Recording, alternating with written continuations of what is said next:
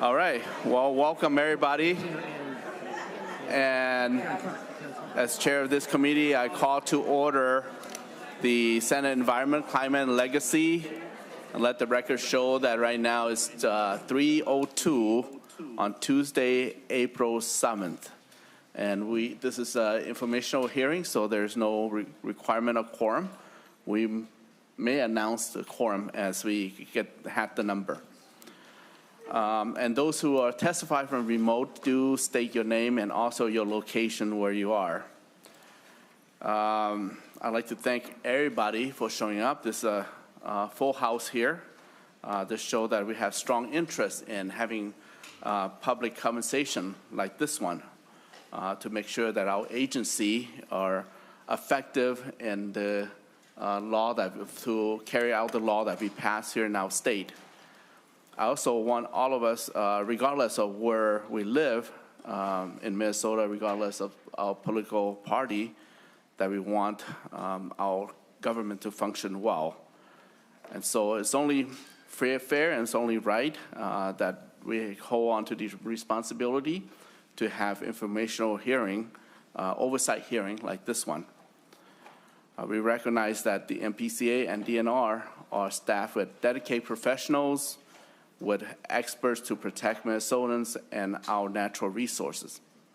That perspective is reinforced by the engagement of retired staff, some of whom are part of this coalition and will be testifying today. We also appreciate the important role of our agency leadership in supporting, also enabling staff to effectively carry out their responsibility. A few important points about the procedure for today's hearing to keep this agenda moving forward smoothly is that we plan to have a stop at 5 p.m. and that audience, no cheering, no yelling, no standing, no holding sign, and if you need any help, Sergeant Rob can assist you. I know that personally I would prefer differently, but this is our uniform agreement during this time to keep everyone safe.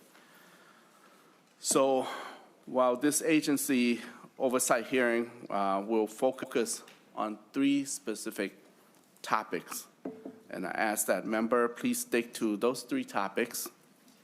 The format of each of the 3 topics will be as follows.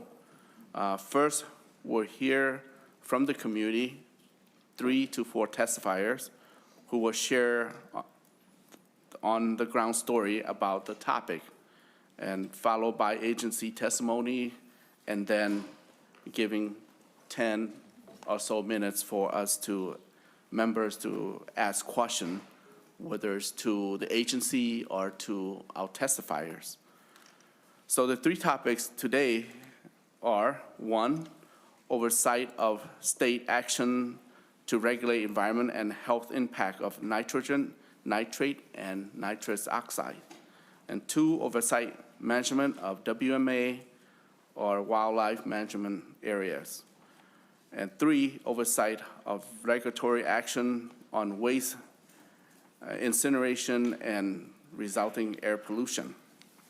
So we're going to go ahead, start with item number 1. There's information on your packet. Quite thick, so look at it as well. The handouts are from People Not Polluters Coalition and from MPCA as well as other organizations and individuals. And after this hearing, if those of you felt left out or your voice has not heard, feel free to send your written testimony or email to our members here, or even send it to my office directly, and feel free to call my office. I'm willing to set a meeting with you to hear your concern as well. So let's get it going on our agenda, and I want to call our first testifier, 3 right here, they're right here. Mr. Peter Wugenius, since you 3 are right there, let's start with Peter, and then followed by Dr. Burrad, and then Mr. Larson. So go ahead. Thank you so much, Mr. Chair. I'm Peter Wagenius, Legislative Director at the Sierra Club North Star chapter. Thank you all so much for your willingness to hear us today about nitrogen and its impacts on both climate and our waters, including our drinking water. I will lead you through the nitrogen section of our presentation today. Along the way, you will hear also from Dr. Alita Borod to discuss health impacts. I'll go over some legislative and regulatory history. We'll also hear from Martin Larson for a farmer perspective, and remotely we'll hear from Paul Watzka from the Minnesota Well Owners Association. Although we have some ideas, we aren't here with a shared agenda of exactly how to fix this problem. But we do share a united position that the status quo is not working. Not for our climate, not for Minnesota's lakes, rivers, streams, and groundwater used for drinking water, not for farmers who are pushed to pay too much for fertilizer and reduce the profitability of their farms. Not for well owners or property taxpayers who are being told to cough up money to get the pollution out of their drinking water, even though they didn't put it there. We do not doubt for a moment that MPCA and DNR include dedicated staff who have the expertise to protect Minnesotans and our natural resources. We know this is true because retired staff of those agencies are part of our coalition, and you'll hear from some of them later today. Talented staff need to be given the green light from leadership to do their jobs without political interference. Nitrogen and climate. When most Minnesotans think about the climate crisis, they think about energy or transportation. What's missing? Agriculture. Right behind transportation, agriculture produces 25% of Minnesota's greenhouse gas emissions. Recognizing that agriculture's greenhouse gas emissions are huge, some might assume the biggest sources are animal agriculture or carbon dioxide from tractors and trucks. But that's wrong. It's neither. The biggest culprit by far is nitrous oxide emissions from the overuse of synthetic nitrogen fertilizer to grow corn. Some nitrous oxide emissions also come from spreading manure on the land, and we will talk about that as well. In its latest greenhouse gas emissions report, the MPCA revealed the extent of Minnesota's nitrous oxide emissions from agriculture. It's the orange part on the right-hand of the side of the chart. Fully 13% of Minnesota's greenhouse gas emissions are from nitrous oxide, and agriculture is responsible for nearly all of it. The total climate impact of over-application of fertilizer is even bigger than the figures I just cited from the MPCA, because those figures only include the emissions from use or overuse in Minnesota. They don't even include the additional emissions from production of the fertilizer, because those emissions occur in other states or other countries. Fertilizer is mostly made from natural gas, a fossil fuel, and the components are transported from all over the globe. None of the emissions from production or transportation are included in the figures or this slide here. The bottom line is this.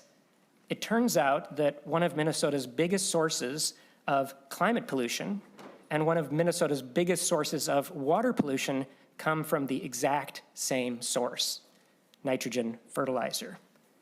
And now I'd like to introduce Dr. Borod.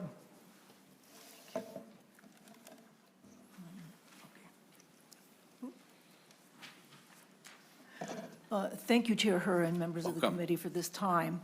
You know, I'm a physician trained in epidemiology and also a farm owner.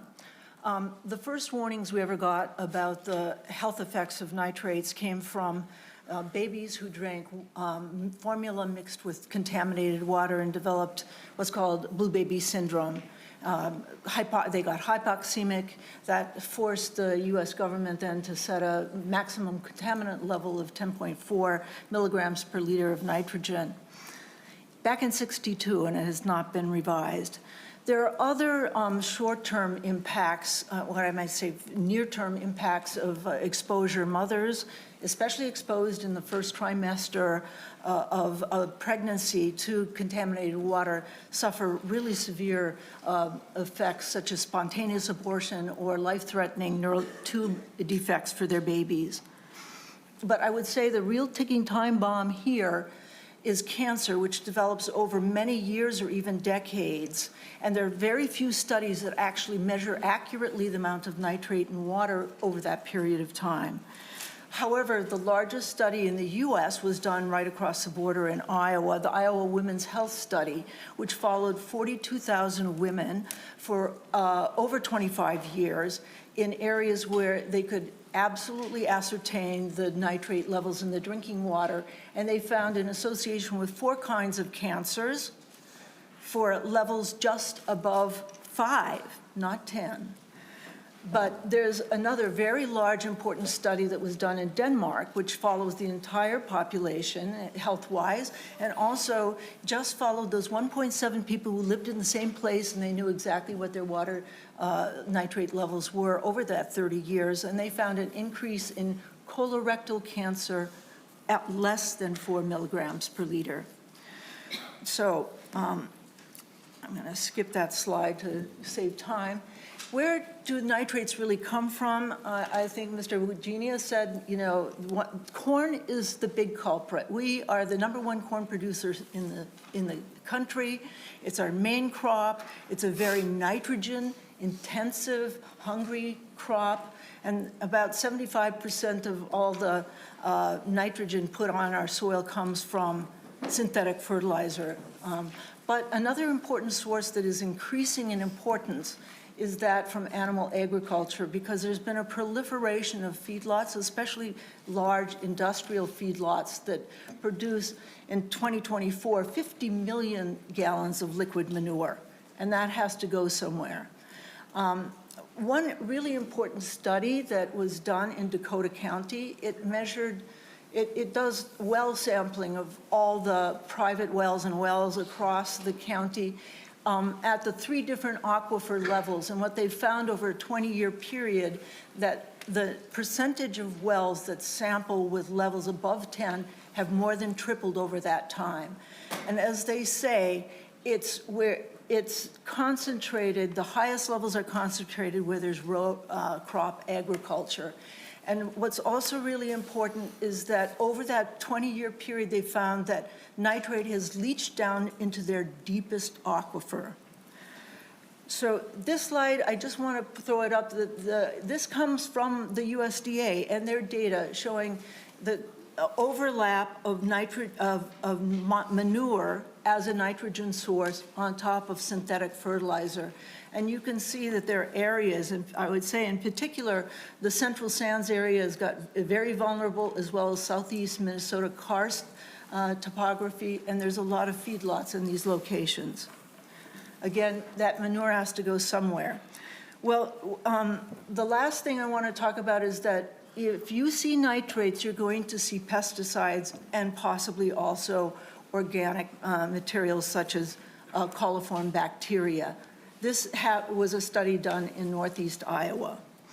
Now, this last study that I want to show you is very important because what it does, colon cancer is the fastest growing cancer in the U.S., particularly among young adults. And if you look at this, what they did was they looked at where there's the most intense use of pesticides, and as we know, that's used on places where you're also using nitrate. And the 4 states where colon cancer has the highest incidence are in the 4 highest corn-producing states: Minnesota, Iowa, Nebraska, and Illinois. So really what I want to leave you with, there's an urgency that we do something, given that this is a ticking time bomb. We don't know how many cancers are going to evolve from this contamination of our water. And once it's in our aquifers, it's not coming out. And that's what we depend on. So we have incentives for our farmers to grow food responsibly, and I think Martin will speak to that. And thank you so much for your time. Thank you very much. Next is Mr. Lawson. Sorry. Yes. I'm going to do the legislative history, and then we'll turn to Martin Sure, Lawson. that would be fine. Thank you. While the climate impacts are only now becoming fully understood, sorry, I'm going to reset my timer to make sure we continue to stay on track. While the climate impacts are only now becoming fully understood, the impacts of nitrogen on our lakes, rivers, streams, and groundwater used for drinking water has a long history. In this short summary, you will find that the failures to protect Minnesotans today have been documented time and time again over decades. State agencies have admired the problem and documented it, but repeated documentation has been followed by repeated delays to take real action. Let's begin in 1989. The nationally acclaimed Bipartisan Groundwater Protection Act of 1989 was created largely because studies in the 1980s found nitrates exceeded health limits in both private and public wells. The GPA's intent to prevent degradation of groundwater by establishing a goal for state agencies was considered one of its most important accomplishments.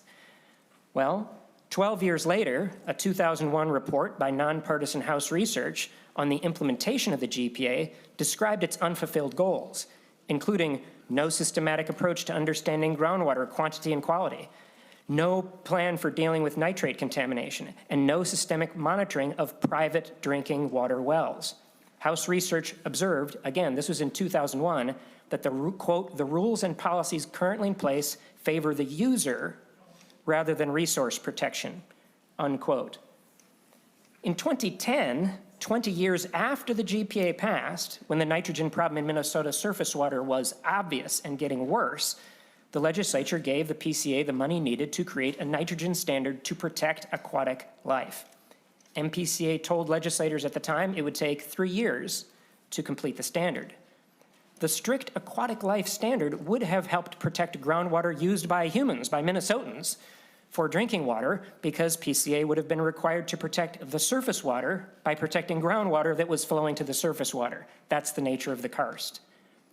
But the agencies didn't adopt an aquatic life standard. Conveniently for the ag chemical industry, if there is no standard to measure success or failure, enforcement becomes impossible. 2014, the nutrient reduction strategy. Instead, in 2014, state agencies adopted the nutrient reduction strategy, or NRS, which created financial incentives for farmers to voluntarily reduce nitrogen pollution. The result? After 10 years spending taxpayer dollars for programs and projects, monitoring rivers in Minnesota found that of the 52 MPCA monitored sites across the state, river nitrate concentrations got better in 4%, got worse in 10%, and showed no trend at all in 86.5%. 86.5%, no change, and that was after a decade. Which brings us to today. State agencies have just updated the NRS, and they report that water quality monitoring information has increased. They say it has strengthened opportunities for analyzing trends, again, admiring, documenting the problem. But that increased monitoring did not include monitoring private drinking water wells, an unfulfilled goal identified 25 years earlier. State agencies plan now to double down on the NRS that unsuccessfully relied mainly on providing incentives for farmers who voluntarily adopt practices that theoretically might reduce nitrogen fertilizer pollution. Who benefits from doubling down on what's not working? It's not the farmers. Many farmers rely on agricultural retailers, ag chemical retailers, to determine the amount of nitrogen fertilizer to apply. State agencies promote and embrace this practice, the active partnership with the fertilizer industry, including retailers, ignoring their obvious conflict of interest. Reducing the amount of nitrogen fertilizer they sell reduces their profits. Their goal is to sell the most amount of fertilizer, not the right amount of fertilizer. And since retailers have no responsibility to pay to clean up the water they pollute, they lack any incentive to prevent pollution. This conflict of interest hurts farmers. Farm financial data between 2017 and 2022 shows that the least profitable farms spend 15 to 30% more on fertilizer per year than the most profitable farms. 2023 financial data shows that the least profitable farms spent 33% more on fertilizer than the most profitable ones. And this is a great opportunity to take inspiration from a farmer like Martin Larson. And state your name for the record. My name is Martin Larson. Thank you, Chair and committee members, for having me here today to share my perspective. I always open with this slide or another family farm photo because I believe in the power of authenticity, and you may see me in a button-up shirt, but most of the time you'll see me out on the farm like this, and that's my son. That's generation 6, right? So I have a wide range of hats that I wear, one of them being a farmer. That's first and foremost. That's my livelihood. That's how I was raised and will continue to raise my son. but I'm also a conservationist working for 12 years at Olmsted County Soil and Water Conservation District. And I also enjoy going into the caves of Minnesota. I was the caving president for the Minnesota Caving Club for many years, and now I'm the vice president. But I like to speak about universal narratives that we can all agree on, as whether we're farmers, lawmakers, or community members when we face nitrogen and nitrogen issues. It's very important to me because it's a huge line item in my farm. I purchased approximately $75,000 of it this year. But when we look back in time in the marker years when nitrates started showing up in our groundwater, we really need to look back to 1941 before they started showing up in our groundwater. And this is a study area in northern Iowa, just across the state line in Winnebago County. And our landscape used to be very diverse. And to me, because many of you probably know I was a founding member of the Oat Mafia, look at how many small grains were on the landscape and that diversity. As we move forward in time, we started to lose diversity. And it wasn't so much the fault of the farmer, but where the markets pushed us, where the farm program pushed us, and where it was most profitable and safe to operate.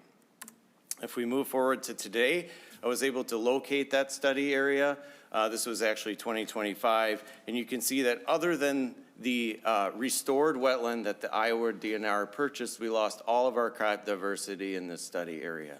Well, those are the marker years for when nitrates started to show up in our groundwater. Again, I'm a caver, so I can go underneath our landscape and study the water that drips from the ceiling, and we can see that underneath long-standing CRP. This CRP, or grassland, was established in 1987, as compared to the row crops next door, that we have near zero nitrates under the CRP and over the drinking water standard by 7 parts per million out in the row crops. And this is almost a rule or law that I operate in when I look at nitrates under different landscape. And Justin Watkins from the Pollution Control Agency discovered this, that anytime that we get over approximately 60% row crops within a catchment area, we're predictably over the drinking water standard. We also see this in our own data at Olmsted County at our soil health farm. These are shallow water lysimeters that our intern collects. 724 water samples built this chart. And I just want to point out one thing here in this chart, and that how much data is above the drinking water standard in the corn and soybeans. And there's one dark green line that drops like a rock, and that is the oat crop.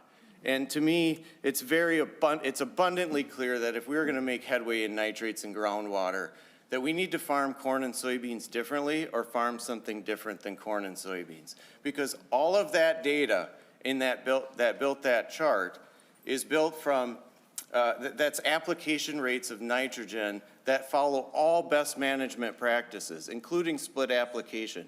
We are not gonna get below 10 parts per million in corn and soybeans unless we adopt something more than the best management practices that we currently use. And that's cover crops, or better yet, get it out of corn and soybeans into something else. But I need your help. I've worked on the Oat Mafia project now since 2020.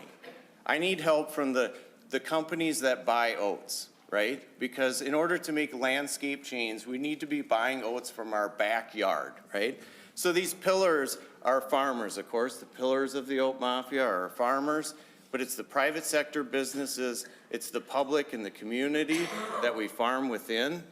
It's the government and local, whether that's local, state, or national, all of you. And then also the nonprofit entities that are always there to back us up. So I need that support in the policies that help those private businesses purchase oat from us, whether that's our new Green Acres Milling in Albert Lee, but also the companies that exist right here within Minnesota or across the state line into Iowa. I was an author with my coworkers in the Olmsted County Groundwater and Soil Health Protection Program.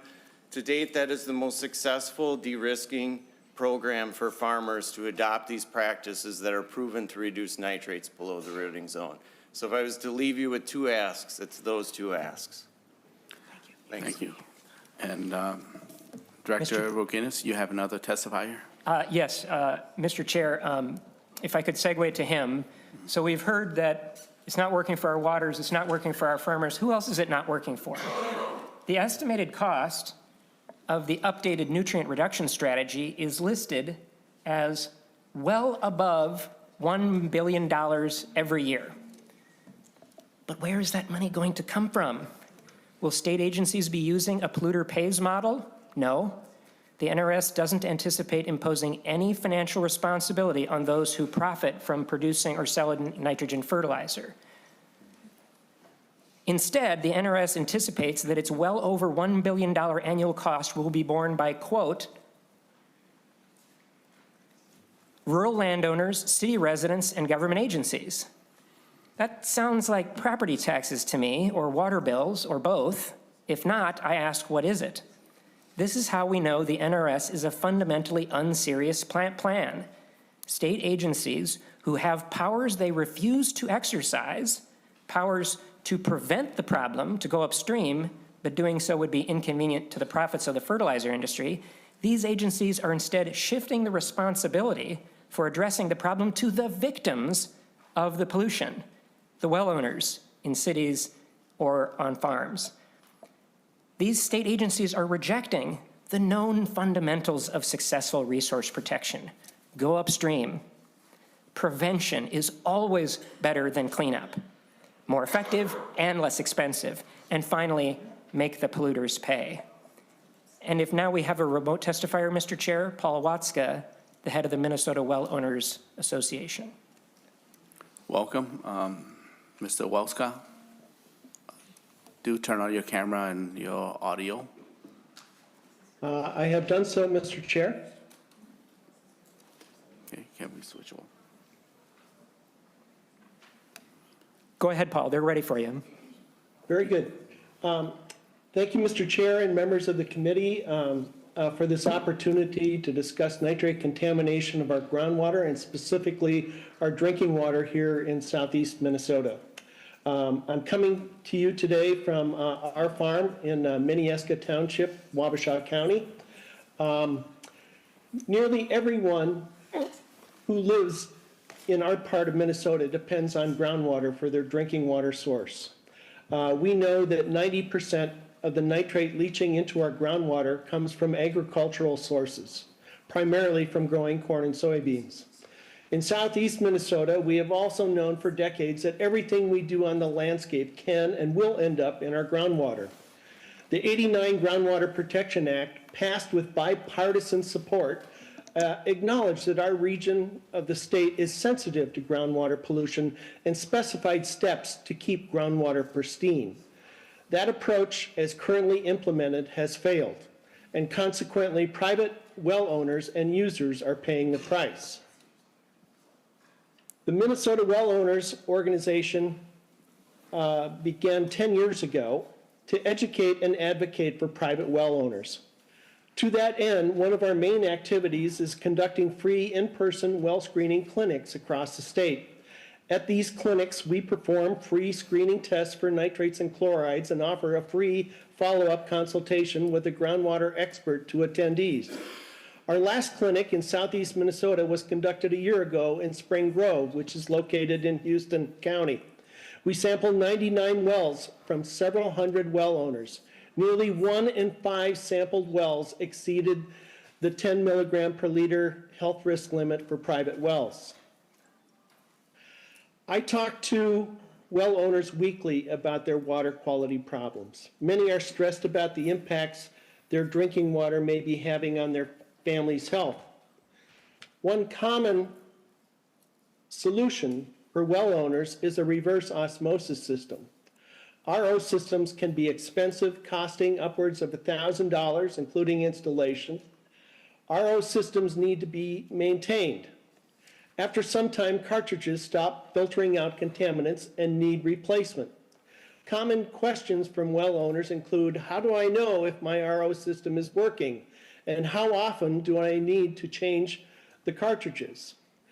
In addition, well owners need to know that if the concentration of nitrates in the aquifer rise above 25 milligrams per liter, the RO system will not filter the incoming water below 10, which is the guideline. Note that annual costs become lifetime costs. RO systems are not a silver bullet for remediating nitrate contamination of our drinking water, both in terms of cost and efficacy. Many well owners and users did not cause their water to be polluted. They should not have to pay for it. On an optimistic note, I want to briefly describe the story of our well and water quality. Our well is 97 years old and 151 feet deep, and our drinking water has been sampled many times. Over the last 30 years, we have seen an 85% drop in our nitrate concentration from around 7 parts per million or milligrams per liter to 1. We attribute this improvement to changes in land use and management. On our farm, we have eliminated the use of commercial and fertilizer and replaced it with compost. And we've moved to a perennial system of agriculture that emphasizes growing fruits, berries, and nuts. A point that is often missed is that shallow aquifers will be the first to show improvements due to better land use and management. To sum up, we have a contaminated aquifer problem in southeast Minnesota, not an old well problem. Contaminated aquifers can only be addressed by the legislature and the governor, who must explicitly direct state agencies on what actions to take to prevent groundwater contamination. And remember, as has been said, prevention is always less expensive than remediation.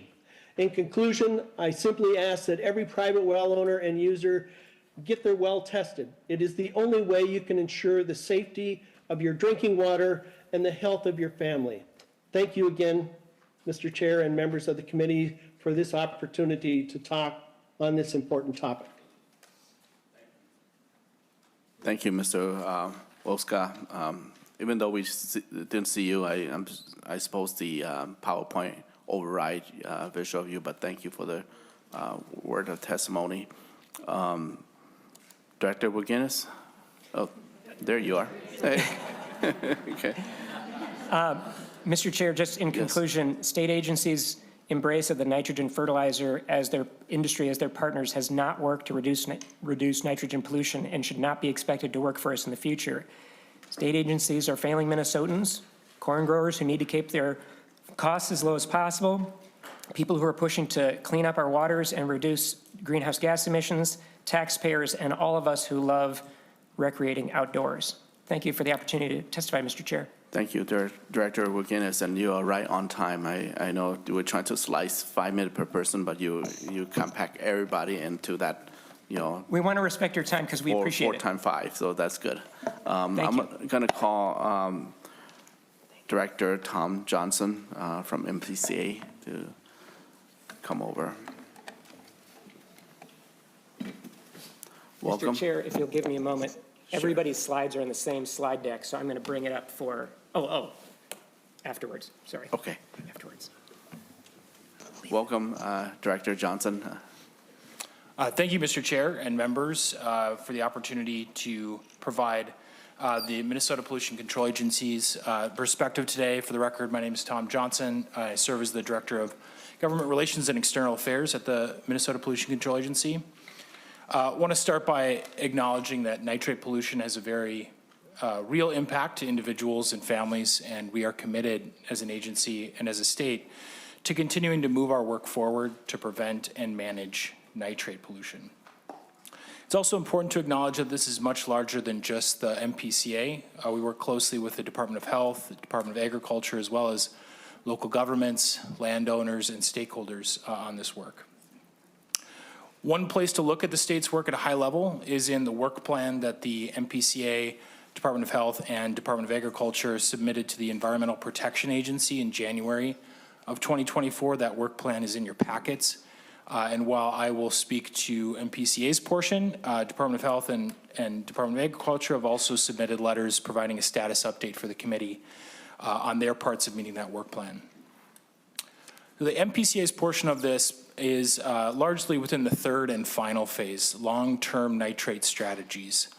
Our 4 parts include updating feedlot permits and regulations, revising the nutrient reduction strategy, issuing a wastewater nitrogen reduction strategy, and engaging residents to develop additional strategies. So first, updating feedlot permits and regulations. The MPCA has issued new and updated feedlot permits, which include additional requirements for manure management and application, especially in sensitive areas. There's a summary of that in your packet. The MPCA has begun the process of revising feedlot rules, and we are creating additional opportunities to hear feedback from stakeholders and the public beyond what is normally part of our rulemaking process. We just completed earlier this year a request for comment and published a final scope. That is in your packets. Number two, revise the nutrient reduction strategy. The MPCA released the updated nutrient reduction strategy in January of this year, which reflects over 2 years of work, including engagement with over 4,000 people across the state and a public comment period with a full published response to comments. The report and all the appendices and response to comments are available to anyone on our website. We have a 2-page fact sheet and the 15-page executive summary in your packets. It's hard to overstate the amount of work that goes into this strategy. The report itself is quite extensive, but also the supporting documentation I want to call attention to. It's not just a strategy. There is thousands of pages of science supporting that strategy from both MPCA and our sister agencies. Third, the wastewater nitrogen reduction strategy. This was launched in December of 2025. That a fact sheet on that is in your packets. And finally, engaging residents to develop additional strategies. The fourth item, there was a Southeast Minnesota nitrate work group that was convened in Southeast Minnesota. That work group issued their final report in the fall with various recommendations to the legislature and to the state. So that work is mostly complete as well. So I just want to say thanks again for allowing us to provide our perspective. MPCA and our sister agencies are making great progress on this very challenging issue. We know there is more work to do, but I hope that this snapshot today helps illustrate our commitment to managing nitrite pollution and protecting vulnerable areas of the state. Thank you, and happy to stand for questions. Thank you, Director Johnson. Senator Ann Johnson-Stewart. Thank you, Mr. Chair. Mr. Johnson, I have maybe a broad question to start with.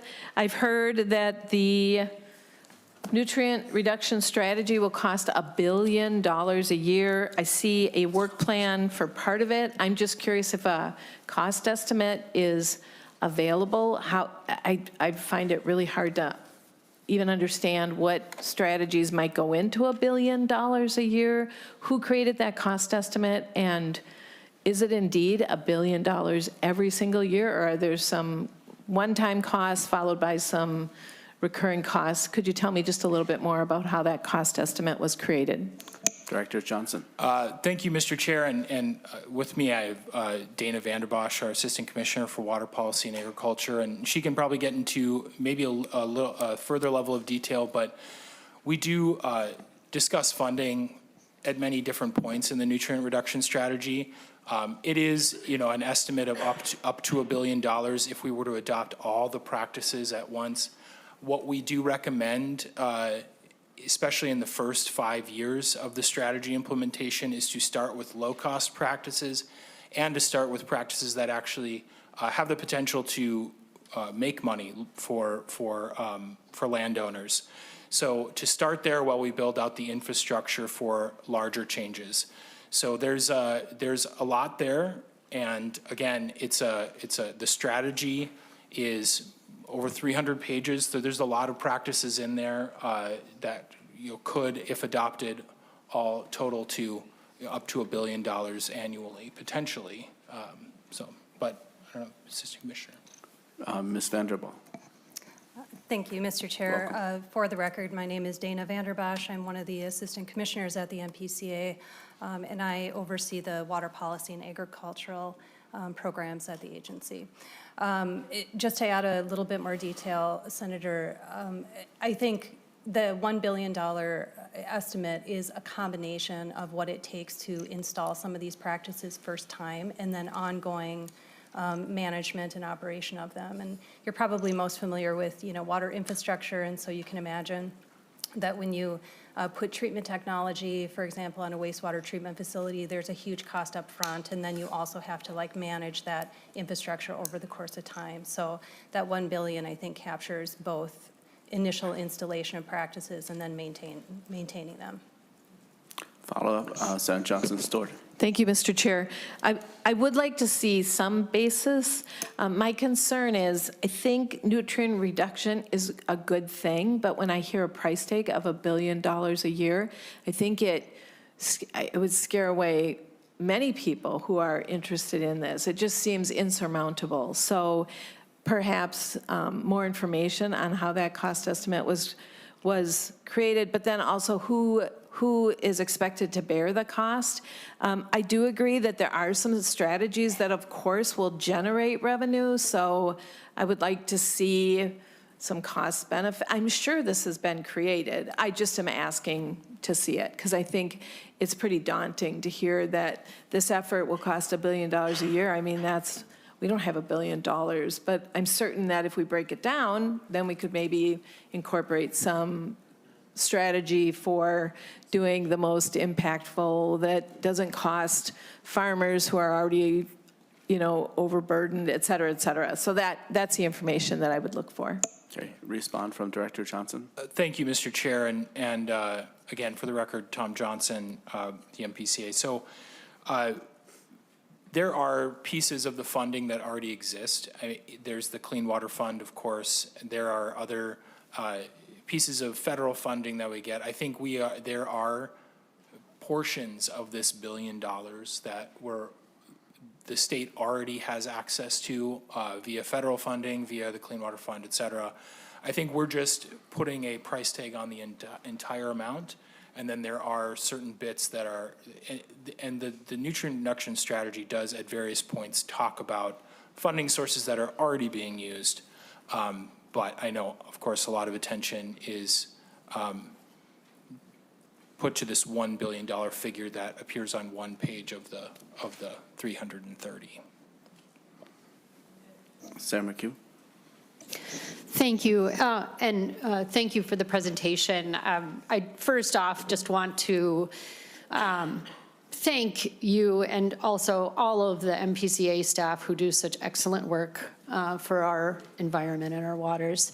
But I do have some real concerns about some of the testimony that we've heard today and some of the issues that have been brought forward to my office about nitrate pollution in our waters and whether the agency over time has addressed the problem in the way that most Minnesotans, I think, would expect our agency to handle it. So I just wanted to build a little bit on what Senator Johnson-Stewart was just asking, and that's about who pays for this nutrient reduction strategy that the agency is promulgated. And it seems to me that the agency is expecting rural landowners, city residents, government agencies to pick up the cost of this pollution. And this follows a practice that we see in so many areas in our public life today, which is where we see for-profit corporate actors making bank selling products that end up poisoning people or need major cleanup, billions of dollars worth, and instead of asking them to pay for the damage that they've caused or to help, we take it upon ourselves or force the victims of that pollution to pay for what little help they're going to be able to get. So we're talking about increased property taxes. We're talking about costs borne by small farmers trying to just do right by their own families and their own communities. It just seems to me that it's a misplaced responsibility and cost that is being applied here. So my first question is, wouldn't a polluter pays model be more fair and more effective than this model of trying to disperse the cost for just regular working Minnesotans? And I have another question after that. Okay, Director Johnson, or Assistant Commissioner. Mr. Chair, the documents that we've laid out are agnostic on the funding source. We lay out practices that would address the nitrate issue. If the legislature wishes to pass legislation, that is your prerogative. Senator McHugh. Thank you very much for that. I appreciate that. And my second question is, what is the agency's timeline to promulgate a nitrate aquatic life water quality standard? We had a presentation earlier, and I understand I wasn't around here back then, but about 16 years ago in 2010, I understand the legislature gave the agency the authority to establish an actual standard. And so I'm wondering, what's your timeline to promulgate that? Assistant Commissioner. Mr. Chair, Senator, I can answer that question. So the agency has completed the technical work for a nitrate standard for aquatic life. One of the first problems that we have is that the EPA has not developed any kind of criteria for an aquatic life nitrate standard. So there is no national standard out there. There's also no other state that has a nitrate standard for aquatic life. So there really is no one to benchmark against. So when we promulgate the standard, which I'm assuming we will do at some point in time, we will be the first state out there. And one of the biggest problems with water quality standards that I think is misunderstood is that a water quality standard doesn't really impact at all non-point source pollution that is unregulated. So if you look at the nutrient reduction strategy, more than 70% of the nitrogen that we see in our state waters is coming from unregulated sources, non-point sources, and a water quality standard isn't going to address any of that. But it has an immediate impact on facilities that have water discharge permits. So as soon as we promulgate that standard, we're immediately going to have to start considering putting limits in wastewater treatment facility permits. And so, you have municipalities and you have ratepayers who would have to be a part of the solution of how a wastewater treatment facility is going to meet those new nitrate standards. That being said, again, if you look at the nitrate or the nutrient reduction strategy, wastewater treatment facilities only comprise 8% of the nitrogen that we see in our state waters. So we would be expending a lot of effort to take these technical criteria through a rulemaking. We would be putting a lot of effort into putting limits and permits and having municipalities comply with those limits, and we're really only focused on a small slice of the overall nitrogen problem that we see in our waters. So that, in light of this, we have been working on other aspects of our nitrogen-related work at the agency that we think are more impactful. And one of those has been developing the wastewater nitrogen reduction strategy, which we developed with various different permittees and also other stakeholders to chart a pathway forward for how we can reduce nitrogen from wastewater treatment facilities in kind of a reasonable, balanced, and measured way. It has 3 different phases to it. We started implementing it in April of 2024, and we are currently in phase 1 of that. And so one of the tools that is in phase 1, for example, is we do have the ability to assign permit limits on a wastewater treatment facility that is discharging to a stream reach that has an aquatic life impairment. We can do that without the standard. And we also, another aspect of it is requiring that facilities that are either new discharge facilities or expanded discharge facilities plan for nitrogen reduction as a part of their overarching plan, construction plan and footprint, so that they don't necessarily have to build it now, they don't have to hook it up now, but they have it incorporated in their plans so that in the future, if they get a nitrate limit, which is likely, because every wastewater treatment facility, every domestic wastewater treatment facility discharges nitrogen in some form. that they will have the capability to, construct that nitrate treatment and then hook it up. So there's a couple of different pieces in phase one that we're working through implementing right now. Thank you. Sarah McHugh. Thank you. I have a number of other questions that if we had time, I would like to ask, but I know that we have a full agenda and some other really important topics that we want to get to.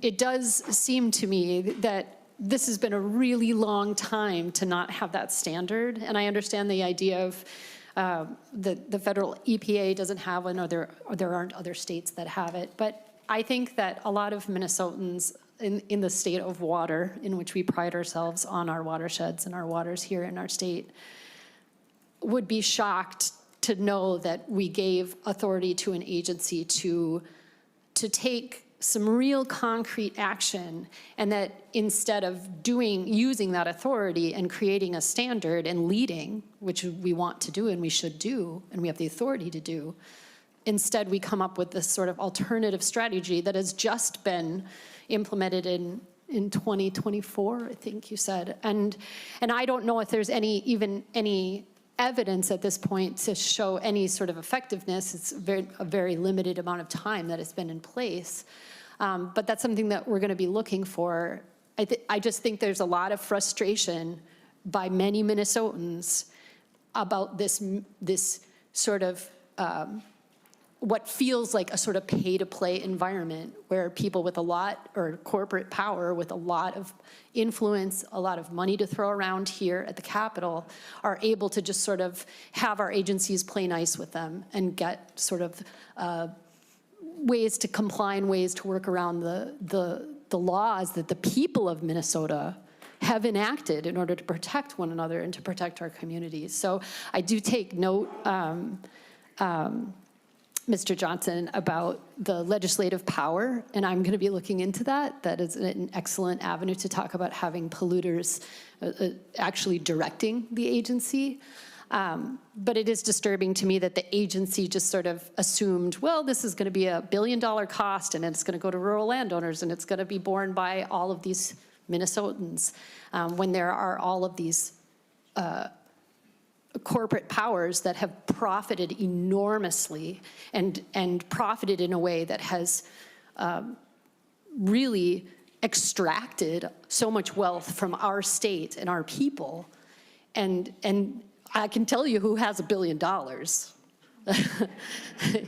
It's not working Minnesotans, right? It's not the small farmer or the landowner in the rural area. But I bet the Cargills have it. I know they have it because they tried to buy Park Point up in Duluth. But in all seriousness, that money is there. The money is there. And so it is disturbing to me that the agencies are sort of, it feels that way, at least to the public, or much of the public, that the agencies are not vigorously enough standing up for our people. So that's all I have for now. Thank you. Thank you, Senator Green. Thank you, Mr. Chair.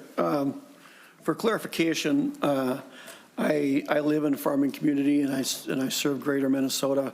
And to Senator McEwen's point, I don't think that there's too many, if any, of my farmers that are going to tell you that the agencies are playing nice with them. They're not. And but as far as the nitrogen issue goes, I've been dealing with this for a long time, and in the reports here, and also reports that I've gotten from the MPCA, it's like finding hen's teeth to try to find actual numbers of the nutrients that are out there. And for clarification, for those who don't know, nothing grows without nitrogen. And the farmers are not dumping nitrogen on the ground to pollute the water. They're using the nitrogen up when they're growing crops, and they have to replace it, because if it's not replaced, nothing grows.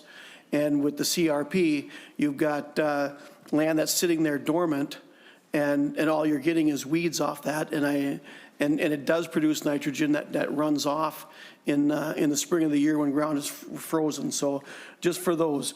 But I do have just a couple questions, and then I'll make some comments at the very end. Mr. Chair, would Dr. Borrud come back up? Dr. Borrud. Yes. Welcome back. Chair and Senator Green.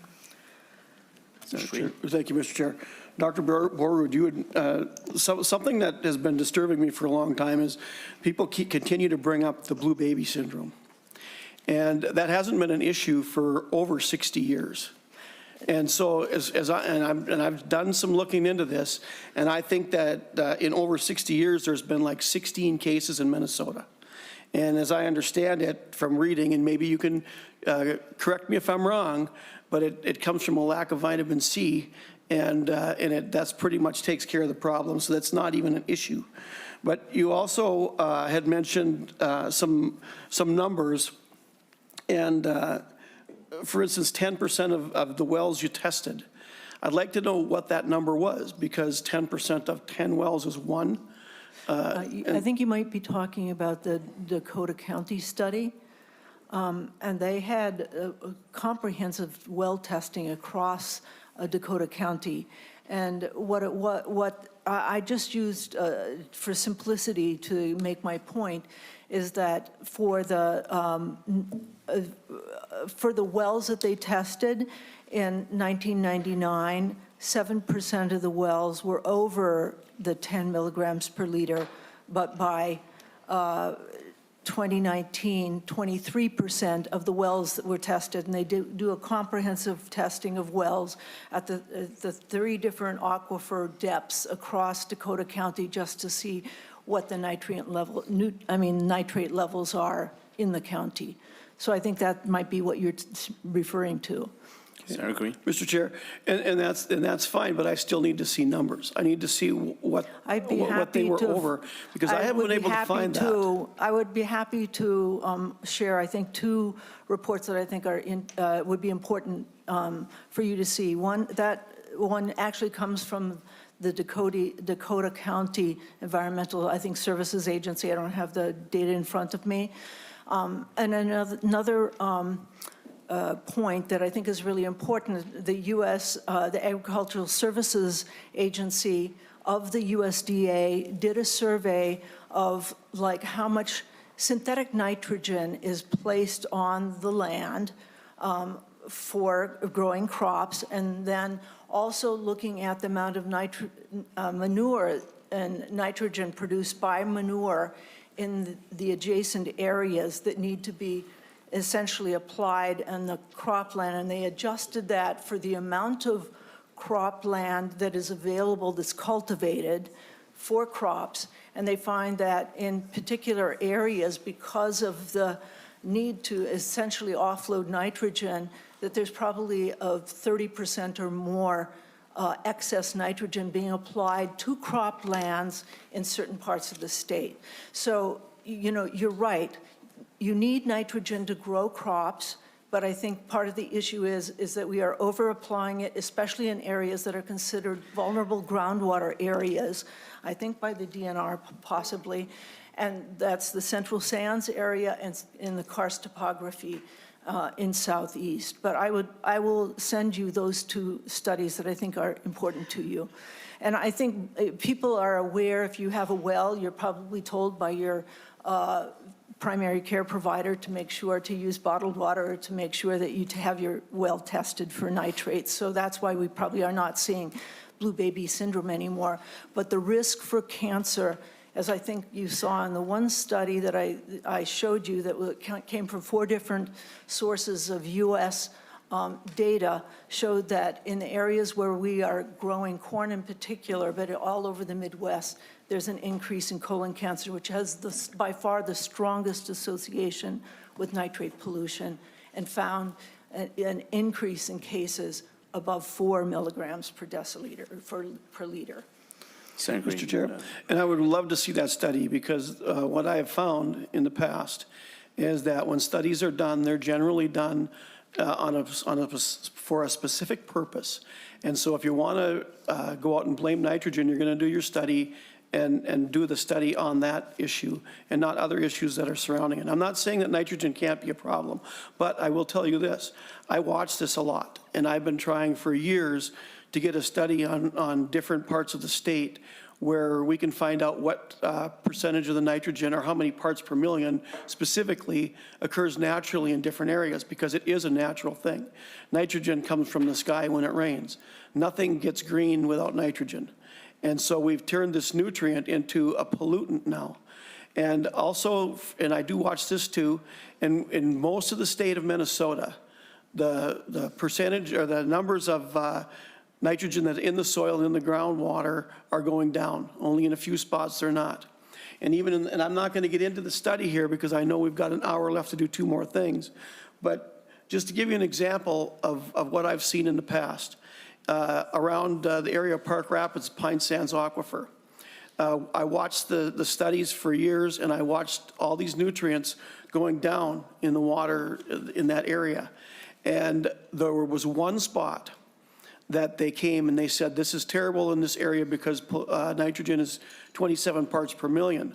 But when you dig into that study, what you found was they tested one well in an old abandoned feedlot, and that's where they got their nitrogen level in that area, and it had nothing to do with the rest of the aquifer.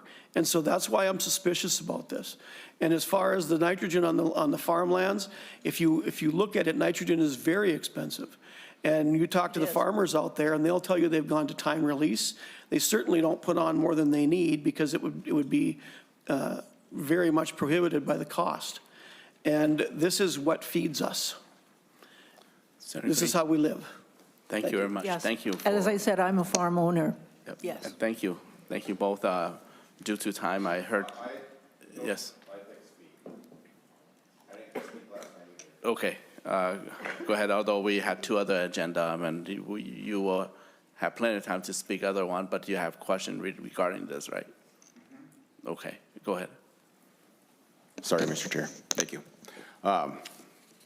We didn't have time to speak after the last one either, and I feel like when we're being presented with information, Senator Green hit on some things I was going to speak about, so I'm just going to touch up on it again. I'm on the subwater committee, and when I brought up blue baby syndrome and talked about this years ago, there's a paper that talked about this from back in the 40s or 50s. We haven't had blue baby syndrome in Minnesota for like 80 years because they found that there's high nitrates in wells, and they fixed the wells, and it went away. My wife is a doctor, she's a physician, so I had her look into blue baby syndrome. They don't even teach about this in medical school because it just doesn't happen.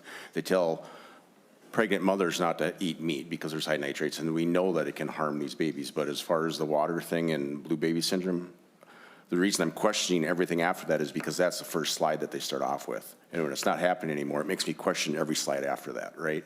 So if we're gonna present information, let's not start with something that isn't happening anymore. Yes, it's bad. Blue baby syndrome is bad. We don't want this to happen, but it's not happening anymore. So then I'm looking at this fastest growing cancer, U.S. colon cancer. Like Senator Green said, we don't want excess nitrogen on our fields and everything, and farmers obviously can't afford to do that. But I'd like to see the overlay of, alcoholism as well, because that causes colon cancer. These are things we need to look at. What else could be causing the cancer? If we're looking for it, like Senator Green just said, you're going to find what you're looking for. But are we looking at, are you smoking and are you drinking too much? I'm looking at this map here of colon cancer, and that is also a region where people have excess drinking. So we need to look at these things as well. Thank you. And thank you. Yep. That was not called for. This is called science, and I get to ask questions. Senator Wiesenberg, thank you. Point well taken. And to the testifier and advocates group or MPCA, you can also talk to Senator Wiesenberg, present the information that you will have to inform him.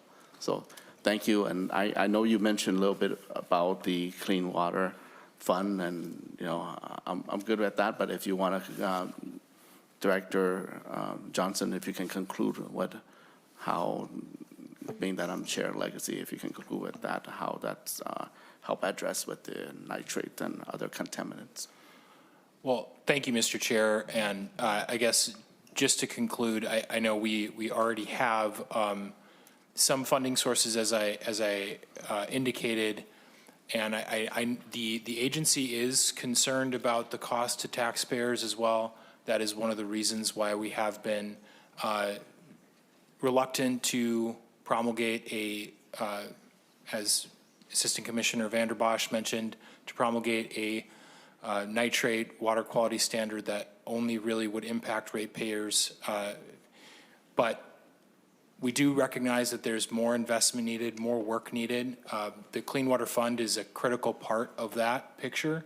Already, that provides a lot of the foundational funding for monitoring across the state, for water quality assessment, even some of the well work as well for other agencies, although I'm not familiar with that as much, so won't speak to it. But the Clean Water Fund is a treasure of resource and has been foundational to the work that the state is able to do to address this problem, and will be hopefully for many, many years to come. So thank you, Mr. Chair.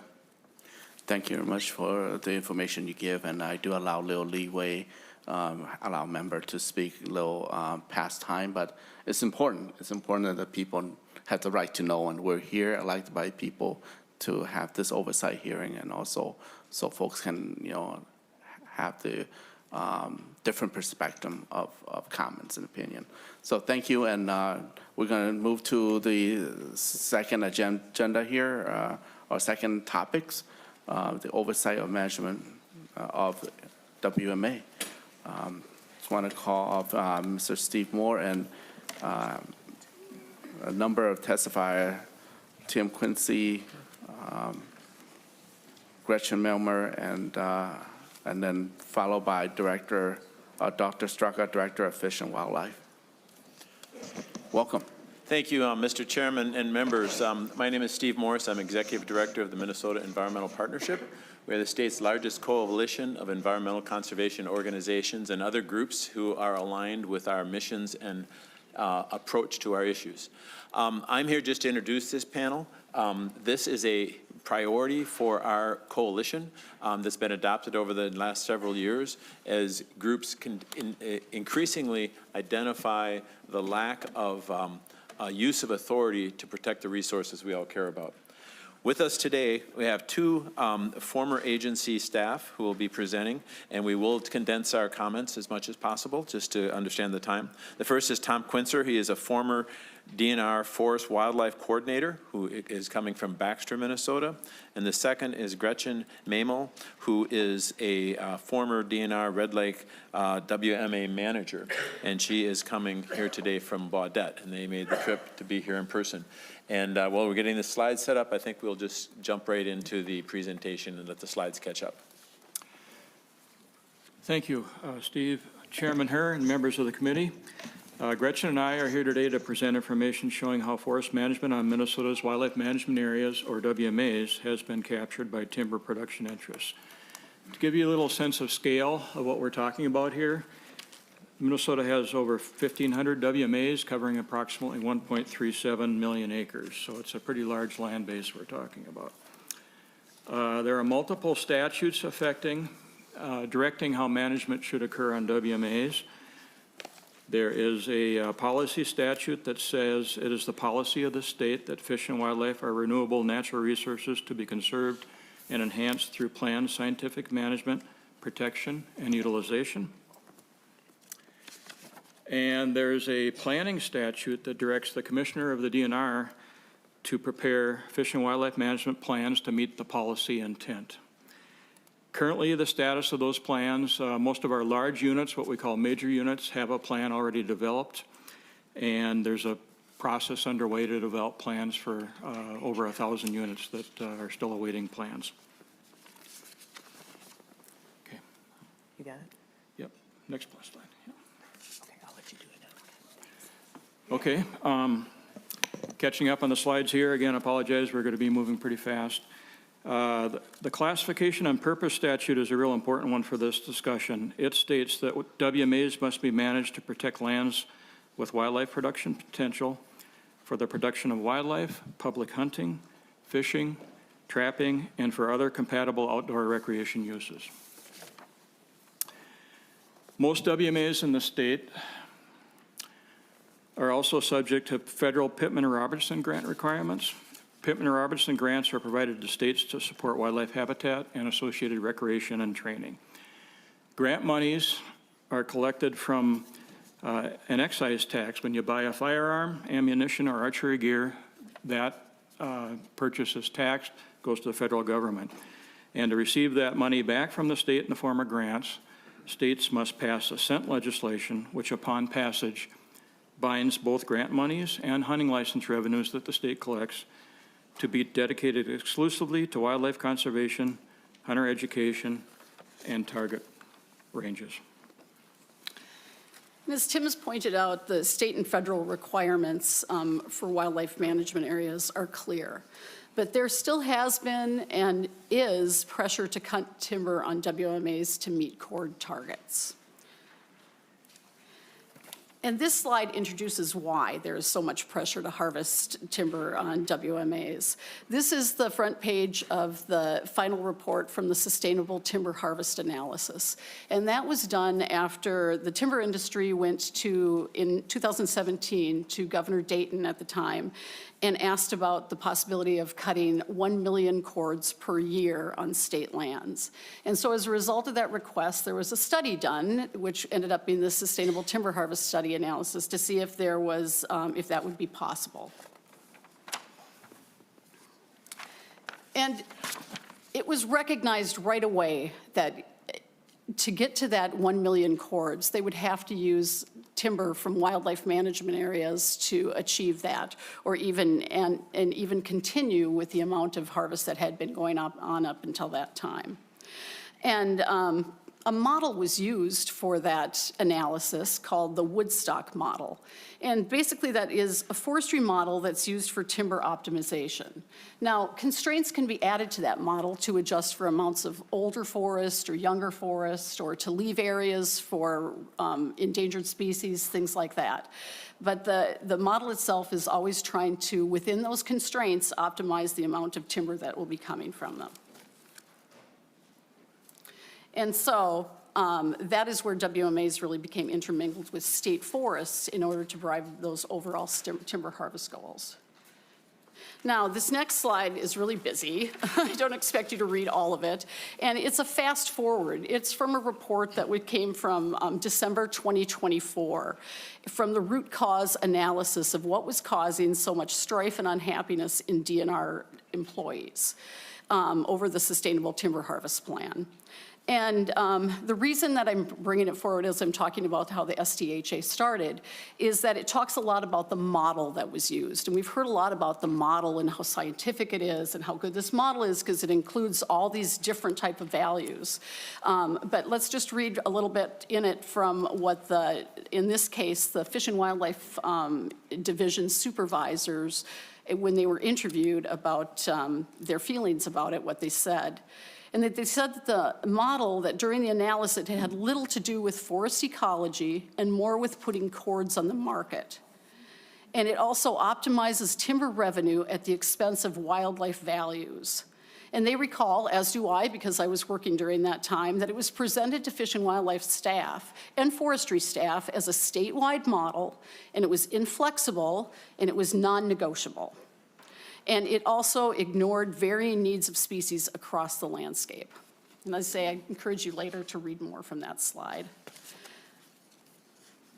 Now, getting back to the model and how they incorporated wildlife cords. Tim's going to say a little about that. Okay. Yeah, so we had this direction to try and find, to see if 1 million cords could be sustainable, and then there was some work to determine how WMAs could contribute to any target that was developed. Initially, there was some modeling done incorporating desired fish and wildlife inputs into the model that suggested approximately 8% of the target could be met off of WMAs. So 8% of the timber harvest could be met off of WMAs. With no analysis to support a change from that level or address impacts on WMAs, that level was raised from 8 to 12%, essentially an increase of 1/3.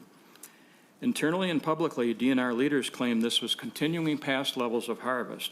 However, past levels were, immediately prior to this point in time, past levels were artificially high in order to address an age class imbalance. And staff were assured that that would not continue, that those levels would go down, not continue or stay the same, or go up. A statement from the root cause analysis that Gretchen mentioned from Fish and Wildlife staff surveys. At the time, we understood the 12% contribution to be part of an evaluation, not a decision selected as policy for us to implement. Okay, back to the Sustainable Timber Harvest Report. This was at the end, and I'll just read it to you. It says, Minnesota DNR could contemplate increasing timber harvest in the short term, and this is increasing from what they were cutting, around 800,000 cords, without falling below the sustained harvest levels in the long term. However, the report said, maintaining current harvest levels, on 800,000 cords, or increasing above current harvest levels will impact the agency's ability to move the forest towards goals for biodiversity and habitat for both young and old forest-dependent wildlife. And ultimately, the DNR chose the 870,000 cords per year.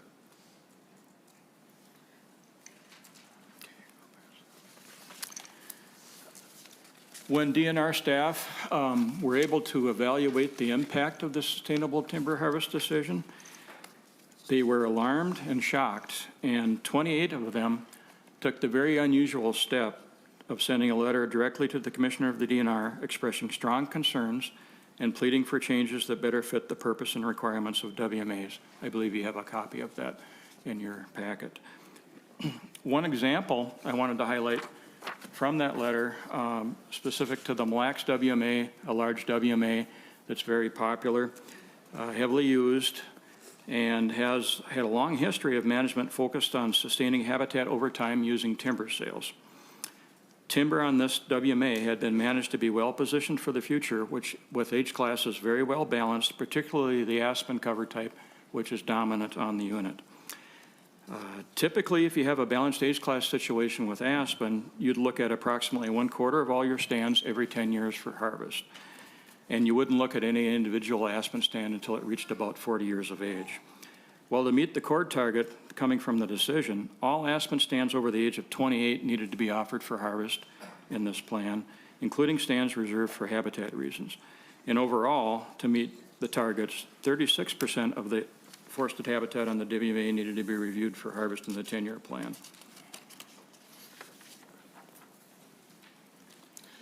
Okay, and the Fish and Wildlife Service also noted that after the sustainable timber harvest analysis was done and the DNR implemented it, after they chose the amount of cords they were going to cut, or that they were going to look at, that there were issues in the field. And so they had a field audit, and Red Lake WMA was one of the places that they came up to ask questions and look at stands. And I remember showing them a black spruce stand that was on the list that the computer model had selected, and I couldn't come up with any wildlife reason to cut that stand. There was already young black spruce from previous cutovers in that area, and that mature stand provided habitat for fisher and spruce grouse in the winter and pine marten. But yet I was obligated either to agree to cut that stand or find another stand like it of same age, same number of acres, same species.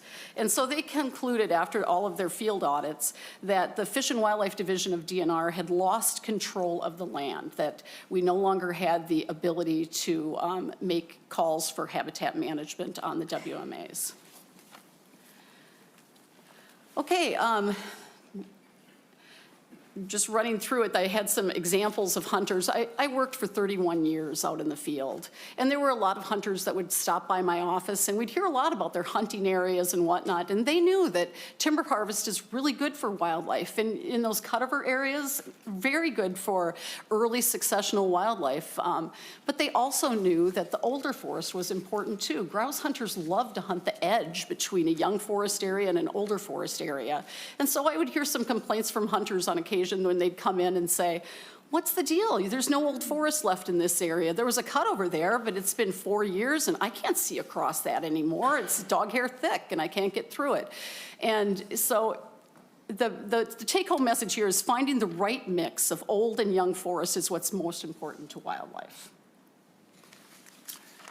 I'll run through a couple slides just real quick here. There were a number of news articles from media around the state on the issue. some of which you may have seen.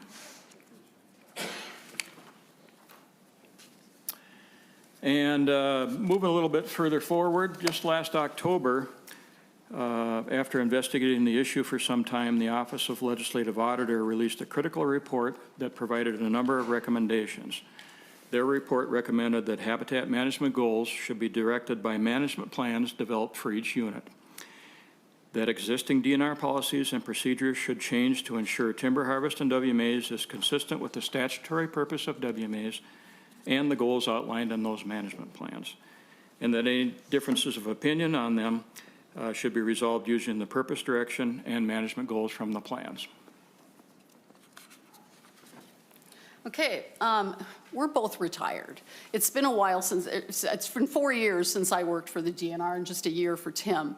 But we're still in contact with current employees, and we know that there is still a push to harvest on more wood from wildlife management areas. And this memo, again, it's too much to read right there, but I just wanted to point out a couple things on it. It was just sent last November, and it's a direction statement that was sent out to the Division of Fish and Wildlife and to Forestry and to Ecological and Water Resources. And a couple of take-home notes from it is that line, that sentence that's underlined in red says, management objectives can be met even if some stands are deferred. Deferring a significant portion of stands may result in a need to find alternative areas to acres to manage. A need to find alternative acres to manage. What is that need exactly? That tells me that there's still a push to, we have to come up with these cords that industry is asking us for. And if we don't, the yellow circled one in the bottom, or if they don't, the DNR staff, there's still a dispute resolution process that could be done. If area staff don't agree on whether a stand should be cut or not, they would end up bringing us dispute to a point where maybe some non-wildlife professionals are making the decision on whether to harvest or not. And on the second page of that same memo, that's all about separating out the rules and regulations for statutory purpose of WMAs and state forests.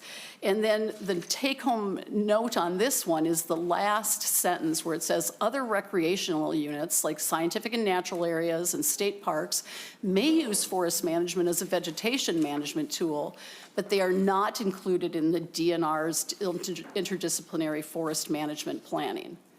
Why not?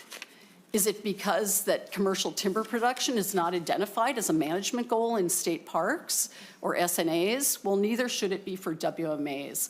Planning definitely needs to take part in WMAs because they do provide a number of acres of wood, but should be a separate planning purpose or separate planning procedure. I think I'll skip these. Okay. This is my slide of sometimes it's hard to see the forest for the trees. There's a lot of details in this, and the DNR has been masterful at using all of these details to obfuscate the issue. It sounds really good that we're balancing all of these values and whatnot, but yet one of the values that should not be applied to WMAs is that for providing wood for the industry. Of course, it is a welcome byproduct of timber harvest on WMAs, which is going to occur, but it should not be a goal, and there should not be this agency pressure to harvest it. So just like state parks and SNAs, WMAs should follow a different process to determine what timber is harvested from them, not an interdisciplinary one. To summarize and to suggest what we're asking you, the legislature and committee members, to consider, we suggest more oversight is needed to ensure that DNR, to meet the purpose and direction of WMAs and to comply with grant requirements, give top priority to managing for habitat and associated outdoor recreation on WMAs. Again, other uses could be met as long as that first priority is solved initially. Metrics and goals should be expressed in habitat values, not cords or acres of disturbance, a new term that's been batted around. WMA timber management goals should be driven by habitat goals derived from management plans specific to each WMA. Those plans should consider the species present on the WMA, along with the amount and distribution of habitat, and their position in the landscape and what the needs are in the landscape surrounding the WMA. And finally, plans, goals, and decisions on forest management within WMA should clearly rest with professional wildlife staff. Thank you. Thank you. Thank you for your testimony, for shedding some light on this. Next, I'd like to call Dr. Kelly Straka, Director of Fish and Wildlife.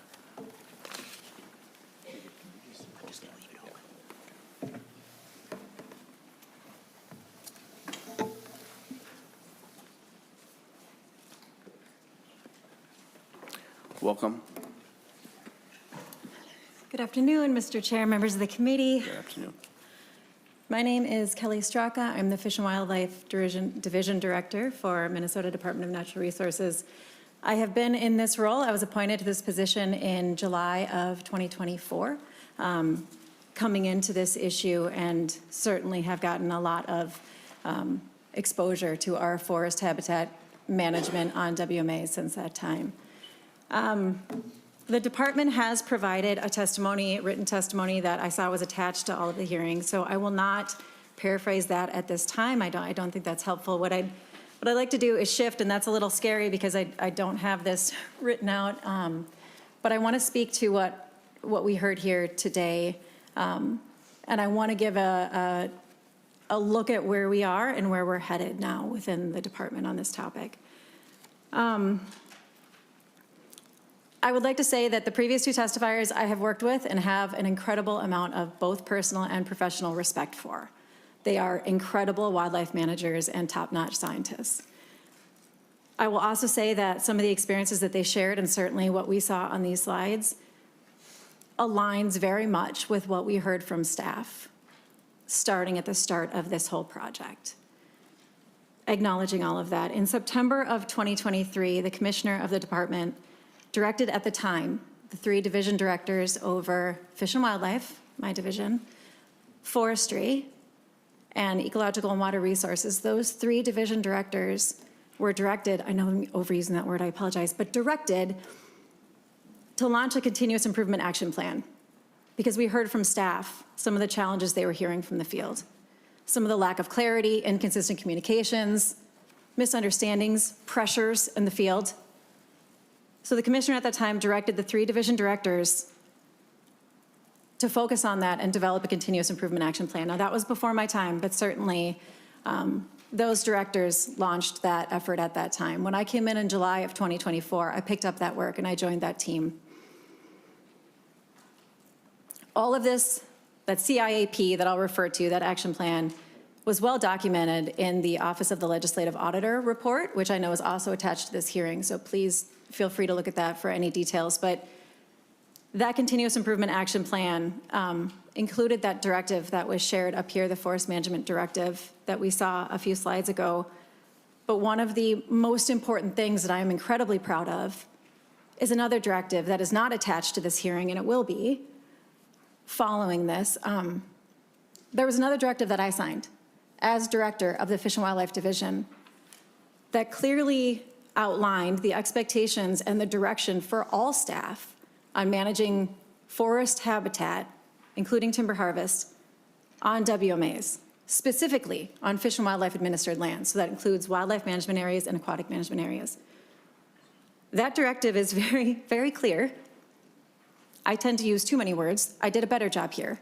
This is a very direct, clear directive that states there are no cord quotas on Fish and Wildlife administered lands. There are no volume metrics. There are no cord quotas. Fish and Wildlife objectives, and I'll talk more about that word in a minute because it's intentional. Fish and Wildlife objectives will drive management decisions on WMAs, as is not only the statutory requirements, our federal habitat grant requirements, but also the mission of the division and the department. On these lands, Fish and Wildlife habitat objectives will drive our management decisions. Similarly, timber harvest decisions on Fish and Wildlife administered lands will be documented on what we have since developed as part of the CIP as a habitat value form, completed by wildlife managers, saying this is why we want to pursue this management action. Timber harvest in and of itself can be extremely valuable for fish and wildlife habitat, extremely valuable. But as a previous testifier pointed out, and rightfully so, it depends on where and it depends on when. Those decisions will be made by wildlife managers.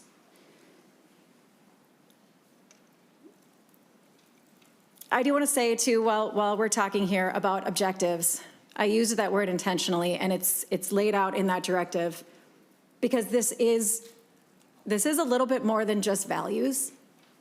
That's important, but Senator Wiesenberg mentioned earlier in this hearing that the importance of science and the importance of using science to drive our decisions. And one of the things I will say is that when it comes to managing for wildlife, there's some art there certainly, but it is a science. Our managers are diligent professional scientists. They know what they're doing. They know what a certain species needs. They know when and they know where. And their expertise, I feel, has been undervalued in this process. So the direction that the Continuous Improvement Action Plan has been taking, is taking, and will continue to take, our continuous improvement around forest habitat management, highlights that expertise and the importance of those voices in these decisions. So with that, the last thing I would like to say, and then I know we're tight on time, but I am happy to engage in this conversation at any time because the slide's still up and I am so easily distracted. I'm like a kitten. But I can see that first bullet, habitat, not cords or acres or any other metric, habitat, fish and wildlife habitat, that is what's driving those decisions on WMAs and AMAs. Again, those lands that my division administers. Habitat goals are determined by WMA-specific plans, absolutely. That is clearly stated in that Fish and Wildlife Directive, which again will be attached to this hearing, so you have access to that. And I'll just jump in the interest of time, but even that last one, wildlife professionals should have authority restored, absolutely. I also want to state that it's not a push-pull. It really is, and I have seen incredible examples of our wildlife managers and our foresters working to benefit wildlife habitat, and on WMAs and AMAs, that's extremely important and will continue to be the expectation that we have laid out for staff. So with that, Mr. Chair, members of the committee, I will complete my unwritten testimony and be willing to take any questions. Well, thank you, Dr. Straka, for listening, and the last billboard there is not meant for the purpose, but it just happened to be there, and you respond quite well. And so thank you for your response. Just want to see if members, Senator Wiesenberg. Oh, okay. Thank you, Mr. Chair. So I just want to be clear. You said that it is not in cords, but in habitat, correct? I'm sorry? They said we're managing for cords, but you said that's not true, and that you'll show us that, correct? Mr. Chair? Yes, sir, Senator, I will. So we will attach that Fish and Wildlife Directive that states specifically for WMAs, absolutely. Right.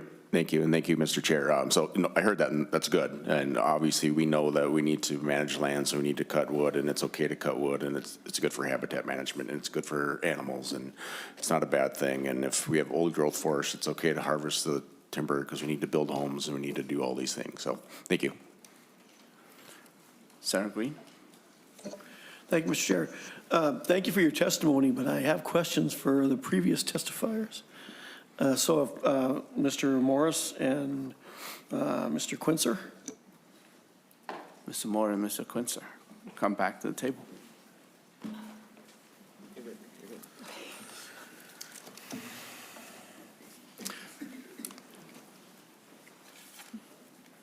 Your question, okay. Senator Green. Thank you, Mr. Chair. First for Mr. Morris. Mr. Morris, are you the same Mr. Morris that used to be Deputy Commissioner for the DNR? Mr. Chairman, Senator, yes, indeed. Okay. So when you were Deputy Commissioner, was there a forest management plan during those years? Oh, I'm sure there was, Mr. Chairman, Senator Green. I'm sure there was. I can't recall exactly what. I know we were involved in a lot of landscape and more specific localized planning operations that were going on. I think they kind of go on all the time at DNR. That was a number of years ago. Senator Green? Well, Mr. Chair, so then maybe this will be directed to both of you, seeing as how you've been out of it for a while. But there's an issue with the WMAs and school trust land. And the first thing I would say is thank you to the testifier in the center there. I would look up your name, but in that you're not managing by cords, and that's great. But when you're talking about the WMAs, if they're on school trust land, you've got a fiduciary duty to try to make money off those school trust lands for our schools. And if it sounds like you want to limit most of the cutting. And the other thing with the WMAs is they are, even in the statute, it says that they're supposed to be managed for wildlife. Well, a fresh, young, healthy forest is very, very important for wildlife. And so how do you manage, what are your thoughts on that? Because it seems like you want to eliminate most logging, and then you also have the fiduciary duties with the school trust. Mr. Quincy. Yes, Chairman and Senator Green, the unique situation where we have WMA designation over the top of school trust land is different. I think we all recognize that. In those cases, there is a priority given to maximizing economic return, and also under sound natural resource conservation principles according to statute. So those are a little different. We don't have a very large percentage of WMAs designated over the top of school trust lands. I don't know if that answers your question. So the bulk of what we're talking about is for a different situation. It is different on school trust lands. We agree to that. Mr. Chair. So then, like con lands, would that be one of the issues you're talking about? Mr. Quincy. Yes, Chairman and Senator Green. Con or consolidated conservation lands are a different category. There was a legislative decision, I believe, or went through the legislature and had approval years ago, where some of those lands were designated to be managed as state forest under the Division of Forestry's management, and some of them were designated as wildlife management areas to be managed by Division of Wildlife. And the ones that are directed to be designated as WMAs, managed as if they were WMAs, or what we would be talking about here. The ones that were designated as forest management areas would be different. So, okay. Mr. Chair, and I know there's been other things that have been brought up as far as the amount. As far as I know, from what I've been able to find, the 87,000 cords we're not there. I mean, they're not harvesting that much. But on the con lands, for those who are listening and who have counties with forestries in them that depend on that state land, even though I think it should be private, it would be better. A good share, I think 50% of that goes to the counties. So when the harvests are limited, you've got a couple of issues involved there. One, you've got old growth, and 40 years was mentioned, but by the time, in northern Minnesota anyway, by the time your aspen gets to be 40 years old, it's ready to fall over in a lot of cases, or at the very least starts to decompose at that point. So old growth aspen is not a viable option, and you just make a mess. And when you do harvest it, if you don't harvest it in time, and I don't know what the deal was on the 28 years, although there are usable timber at 28 years, if you don't have a rotation that's proper, you're going to lose out because, as it was mentioned, it comes up like hair. Aspen is one of the few growths that does that. And so those are issues that you're going to have if you don't have that constant rotation. And so I'm not really sure why we're here on this, because I don't think we're at the 870,000. And if we are, obviously there's timber out there. We've also had some issues in the last couple of years where there's not a market for it. So we're also damaging the livelihood of people in our area.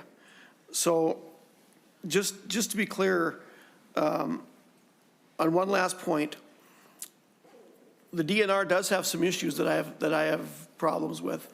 And one of those is, you're talking about forestry getting together with ecological and the fish and wildlife. They conflict in their goals. And if you, in what I've seen is you'll have DNR employees that are in one of those divisions that are focused on that division and they don't look at the whole picture. And even in the last OLA report, the timber report, it reflects that, where your Division of Forestry is in conflict with your ecological and fish and wildlife. And there has to be a balance because you can't have one without the other. And so I think there's a lot of issues that need to be worked out, but one of them is not over-harvesting of wood. Thank you. Thank you. Any other comments from members? Sarah McHugh? Thank you very much. I will be quick. I do have a question for the representative from the DNR. Thank you very much for your presentation, and a lot of what you said is somewhat reassuring in terms of some of the changes that, in particular, you have moved toward making, and I appreciate hearing some of that. You mentioned in your comments that the idea of pressures that are out in the field. I wonder if you could illuminate us a little bit more about what kind of pressures you're referring to. Dr. Straka.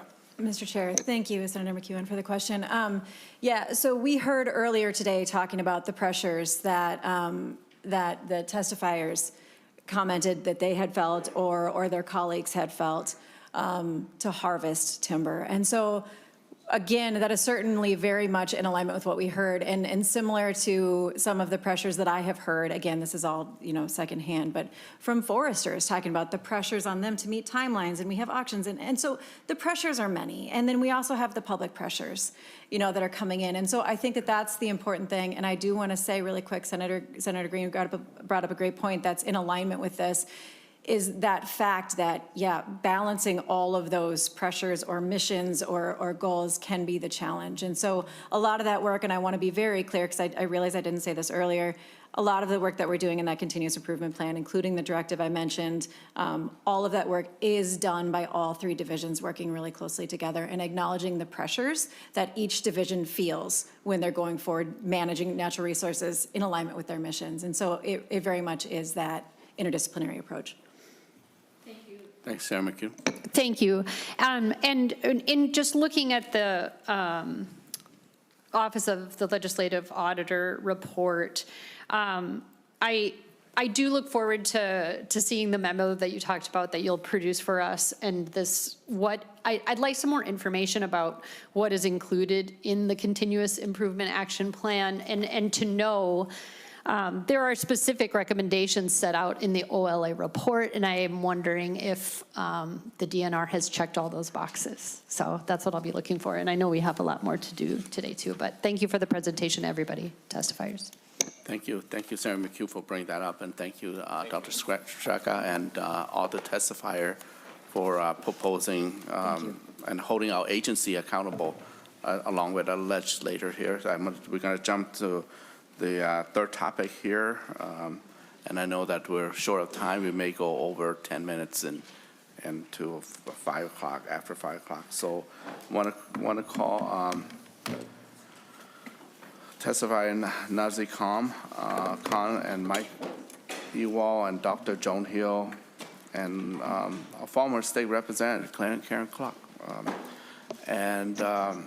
There's also handouts in your package, members, from people not polluters, MPCA. And earlier on the first testimony, I forgot to mention that we have Commissioner of Agriculture here, although that's under a different jurisdiction, but they did send out, a letter in your package, and also another letter from Department of Health as well. So I know we're short of time, but I'm buying time so you can set up that panel there. So, Mr. Khan, go ahead, begin with your testimony and see where we land on. Go ahead. Thank you, Senator. I think our first presenter, I'm just going to introduce everyone quickly, is Mike Ewald, who is a national policy expert on incineration, has authored several laws to regulate and better monitor incinerators across the country, and is engaged extensively with the Environmental Protection Agency and other agencies across the country on this issue. And he'll be joining us virtually to speak. And then we'll have Dr. Joanne Hill sitting next to me, who is a public health expert with deep ties to North Minneapolis. She's a registered nurse, public health nurse, and a CRNA for over 30 years. And then on the far right, we have Karen Clark, who some of you may know, is a state legislator for nearly 40 years and led the passage of the country's first cumulative impacts law. If we could start with Mike, that would be great. And I'm Nazir Khan. I'm Executive Director of the Minnesota EJ Table. Thanks. Okay, Mike, turn on your camera and your microphone as well, and hopefully we may see you, depending on the PowerPoint. And this is a previous PowerPoint, so I don't know if we can flip it over to the next one. My video is on. If someone can enable screen sharing, the host, if they could do that, and take down the other screen share, that would be. Go ahead with your testimony. Okay, that's no hard to do without the visuals. Is that something we can get working, or should we switch speakers for a moment? Okay. There we go. Okay. Okay, here we are. So hi, everybody. My name is Mike Ewell. I'm the founder and executive director of a national organization called Energy Justice Network. And the folks working on the HERC issue in Minneapolis are one of our member groups. I'm going to jump straight into my 9 slides here. First, to point out that life cycle assessments have shown incineration is significantly more harmful than landfilling. This is just one of several studies of this sort, showing that incineration is about twice as bad for the climate in blue compared to landfills, and worse when it comes to the heart attacks and strokes caused by particulate matter emissions, asthma attacks caused by the nitrogen oxides, the cancer and birth defects, and learning disabilities caused by toxic chemicals. And adding all of this up, it's about 3 times worse. In this study, other studies have shown, if you count the climate impacts, about 69% worse, but 23 times worse for other health and environmental impacts. So it's with that scientific knowledge that we've developed a zero waste hierarchy that's used as an international standard and goes through the reduce, reuse, recycle that we're all familiar with, but ends with pointing out that incineration is considered unacceptable in a zero waste system, and landfilling is the backstop based on that scientific understanding. However, EPA has a different hierarchy. It's not called a zero waste hierarchy, it's a waste management hierarchy, which they've had for many years, and they put incineration, which they call energy recovery, above landfilling, which they call disposal, as if incineration is not also a form of disposal, which it is. And this hierarchy is something that we've met with top EPA staff, and they admitted to us a few years ago that they have no documentation to back up the placement of incineration above landfilling. And yet we have state agencies like MPCA and city and county governments that keep pointing to this and say, well, EPA knows best, they have the science, and they know that incineration is preferable, but in fact, they've admitted that they don't have the science to back this up, and it's something that they have stated since 2022 that they plan to revisit. Now, the question of whether smokestacks like the one at HERC in Minneapolis are properly regulated comes down to whether we have 3 links in the chain that exist. And that is that we need strong protective standards, continuous monitoring, and aggressive enforcement. And what I want to walk you through is that we are basically seeing in reality, in not just Minnesota, but across the country, that all 3 links in that chain are broken. Now, the smokestack story, as I call it, the narrative that we hear from anyone with a smokestack, essentially, or a proposed one, they say, well, don't worry, we have continuous monitors on our stack, we know what's coming out at all times. The state agency has that, and they're very aggressive enforcers. And so trust us that we'll be within those limits, and the limits mean that's healthy and safe. That's the narrative, which I want to break down. Now, the first piece of this is just if we look at pollutants like nitrogen oxides, which triggers asthma attacks, we find that in Minnesota, they're still using the federal minimums for HERC, probably for the other incinerators in the state as well. And these are in effect since 2006. The new regulations that just came out under the Trump EPA are maintaining the old standards, even though Biden's administration was proposing to make them much stronger. But other states, going back to at least 10 years now, have lowered that 205 parts per million limit for these nitrogen oxides that trigger asthma attacks to around 90 to 170, depending on the state. And yet Minnesota is standing out there still with this really weak standard. New incinerators, anywhere if they build it, including if they rebuilt HERC tomorrow, it would have a standard of 50 parts per million for this pollutant, 4 times stronger than the current standard. So it would be illegal if they built this today, the way it runs now, to operate it as it is. It would have to have much stricter controls. Now, older incinerators like HERC cannot meet the modern limits for new facilities, especially like I was just explaining for nitrogen oxide. We also know that the permit limits are not based on health and safety, but are technology-based. We've had multiple state regulators admit, one on video in a public meeting, that this is the case, that they are technology-based on what the equipment's able to do, not based on what's safe for the community. That's how permits are written. And one of the ways we know this is that the permit limits are concentration-based. They're all in parts per million or nanograms per dry standard cubic meter. It's always per something, which means that if you have an incinerator burning, say, 250 tons per day, you'll have a certain limit of chemicals, of each chemical, that can be put into the air in your community.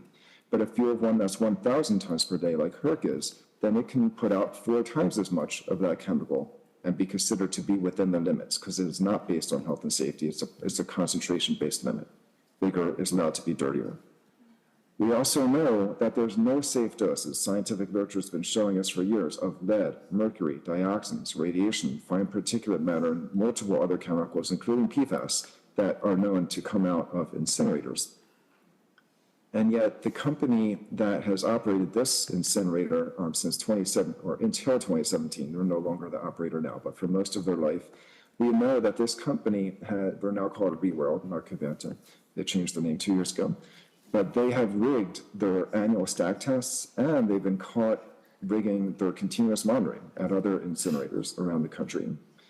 We also know, and I've heard this from someone in the industry, I think it was from your state even, where private operators of publicly owned incinerators, so the situation you have in Minneapolis, are known to defer maintenance in order to basically not have to pay under the contract to maintain the facility. They wait until things break down and become a capital cost under the contract so that the county has to pay for it. And that kind of deferred maintenance we've seen at a number of plants around the country, including HERC in Minneapolis. Finally, there are only 3 pollutants that are continuously monitored. Even though they draw a lot of attention to the fact that they have continuous monitors, it's for 3 pollutants and none of the toxic ones. The emissions for the rest are rather underestimated. The analogy I'd like to use for this is that if we regulated motorists for speeding the same way we regulate most chemicals from smokestacks in this country, we would let people drive around all year with no speedometer in their car, and once a year there'll be a speed trap set, and on the highway there'll be signs saying, warning, slow down, speed trap ahead, and the brother of the driver would be running the speed trap because the companies hire their own contractors and choose who does the testing.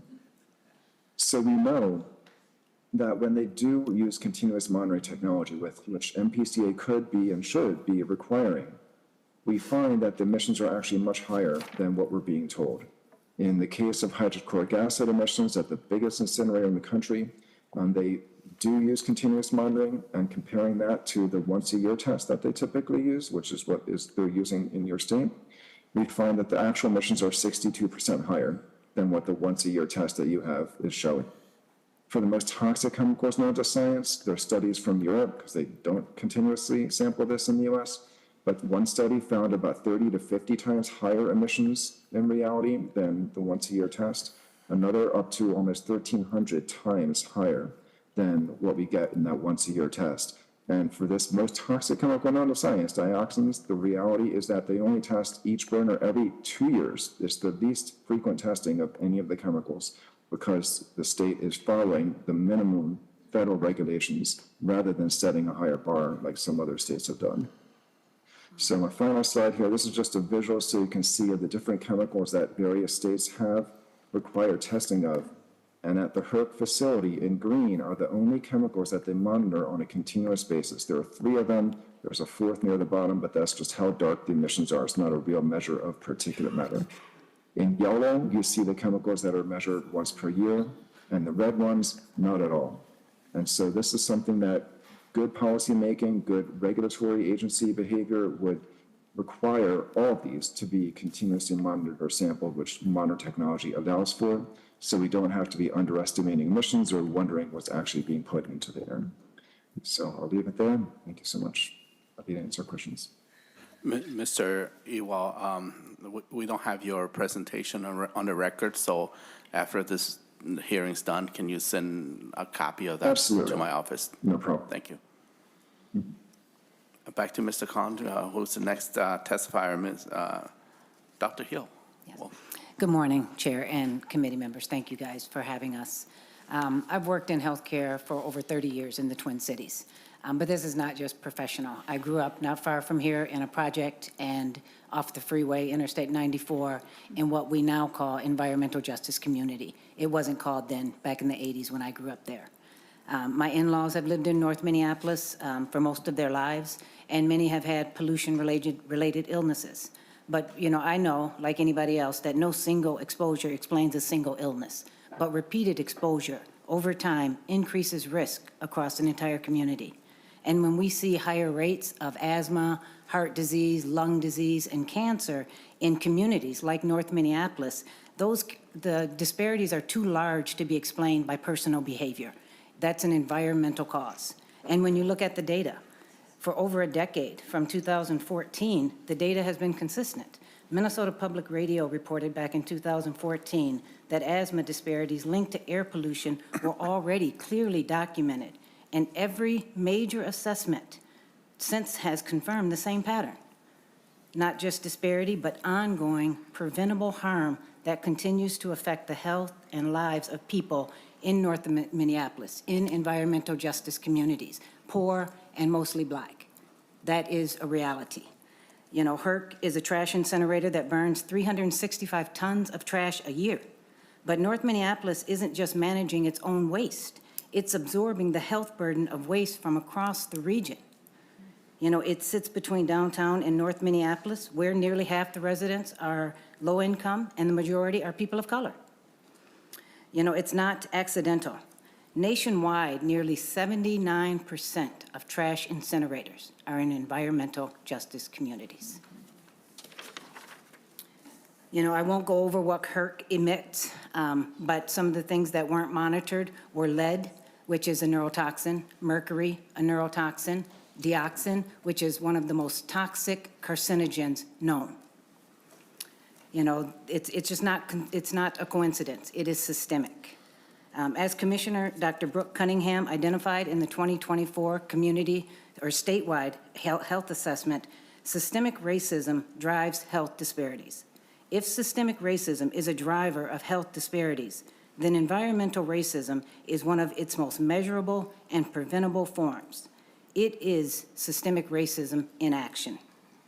Under public health authority, the Department of Health has the power to identify and declare conditions that constitute a public health ongoing threat and to take action to prevent further harm. The question is not whether harm exists. The data is clear, and it's been clear for decades. The disparities are well documented. The question is, when harm is preventable and authority exists, what is the responsibility to act? Commissioner Cunningham's own words have already named the root cause.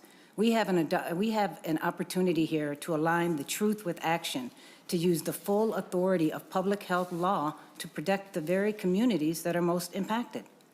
Now, this is important. Trash incineration turns solid waste into airborne pollution and toxic ash that is resuspended and becomes airborne. A large portion of the ash from burning concentrates and heavy metals and carcinogens redistribute into the air that North Minneapolis and the surrounding communities breathe. And as I said, this is not new. It's been for decades. The data has been consistent. The harm has been consistent. The action is delayed. The Minnesota Pollution Control Agency, they issue permits. They cannot issue permits, and they can use both the power and the responsibility to protect public health. And let's correct a key misconception. HERC is not scheduled to close. Under the county's own plan, it will not close at all until commissioners take an additional vote to begin that process. That means continued operation is not inevitable. It is a choice. It is a policy. At some point, continuing to study without acting becomes part of the harm. In this case, even the state's own modeling and assessments confirm elevated exposure, disproportionate burden, and measurable harm. When both the Public Health Authority and the Environmental Regulatory Authority reach the same conclusion, continued operation is not a technical necessity. It is a policy choice. And yes, you know, we talk about transition. There's been no trash incinerator that has ever been shut down and not used a bridge of landfills. And landfills are not the choice. That's why HERC was built. It was supposed to be a temporary measure to deal with the trash. But it's going over its 30-year life expectancy, and it's still going. And while there's a plan in process, landfills are not, I mean, trash incinerators are 2 to 5 times worse on health than landfills are. And landfills are not ideal at all, but they are a temporary bridge to stop immediate health harm. I mean, we have a safety net hospital that is spending $10 to $20 million caring for air pollution-related diseases. And yet, we are not closing HERC to deal with that. That is a real issue.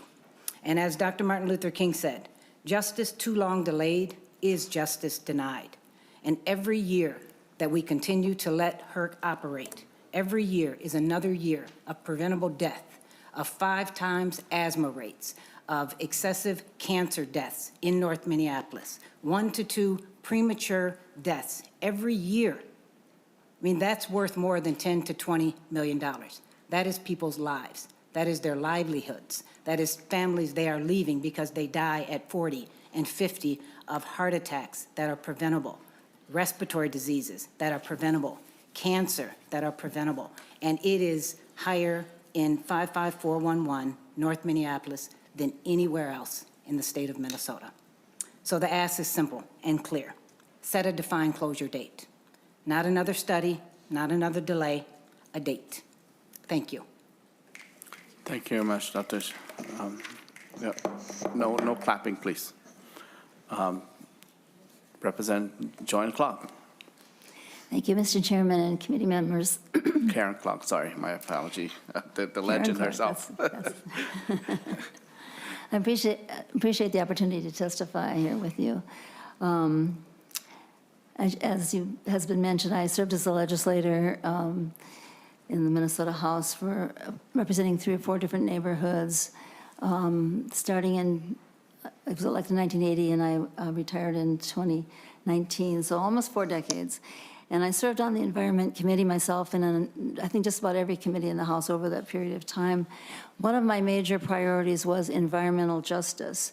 And that's a concept that we were just beginning to explore when I got elected. And when I passed a law in 2008 that I'm going to talk with you about very briefly. While I was serving as a legislator, I was also a founder of a small nonprofit organization called the Women's Environmental Institute, which is an environmental justice organization.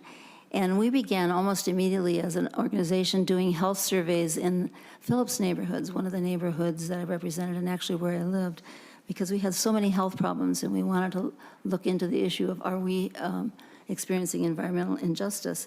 This little organization started doing this, but luckily since I was in the legislature, I was able to introduce legislation and get the help of one of our legislative committees to do what I'm going to show you just very briefly is what's called environmental justice mapping.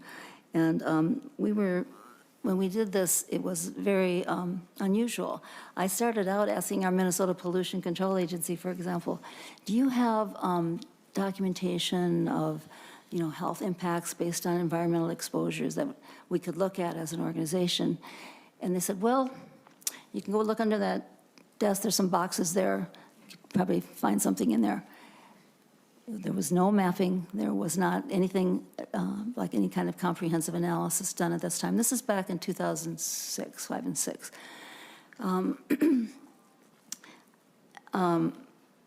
One of the things that I was able to do was, again, as I mentioned, to get the legislative GIS office to help. So I just want to take a minute and show you the map that we created, just as a basis. You've heard from each of our previous two witnesses about the disproportionate impact of toxic exposure. But one of the things that happened was we just put it into real graphic symbols, and it helped all of us as legislators to decide what to do. So I'm going to do that really quick, not the whole presentation, Mr. Chair. Understand. Hope you can hear me. Can you hear me? Stand if I stand here? You have to speak louder. I'm Yeah. not real loud. Yeah. Okay. This is Hennepin County, and this information is from the census. And the first thing we documented that has to do with environmental justice is poverty. We were looking again at just one neighborhood, Phillips neighborhood in South Minneapolis, and we superimposed that over here. Thank you. Is that better? Okay, thank you. So you can see the darker color here is indicating more poverty. This is all of Hennepin County. This is Phillips neighborhood, and this is the North Side neighborhood. This is looking at issues of what the census tract called percent minority, basically people of color and Native American communities. Not a minority word that I would use, but that's what the census called.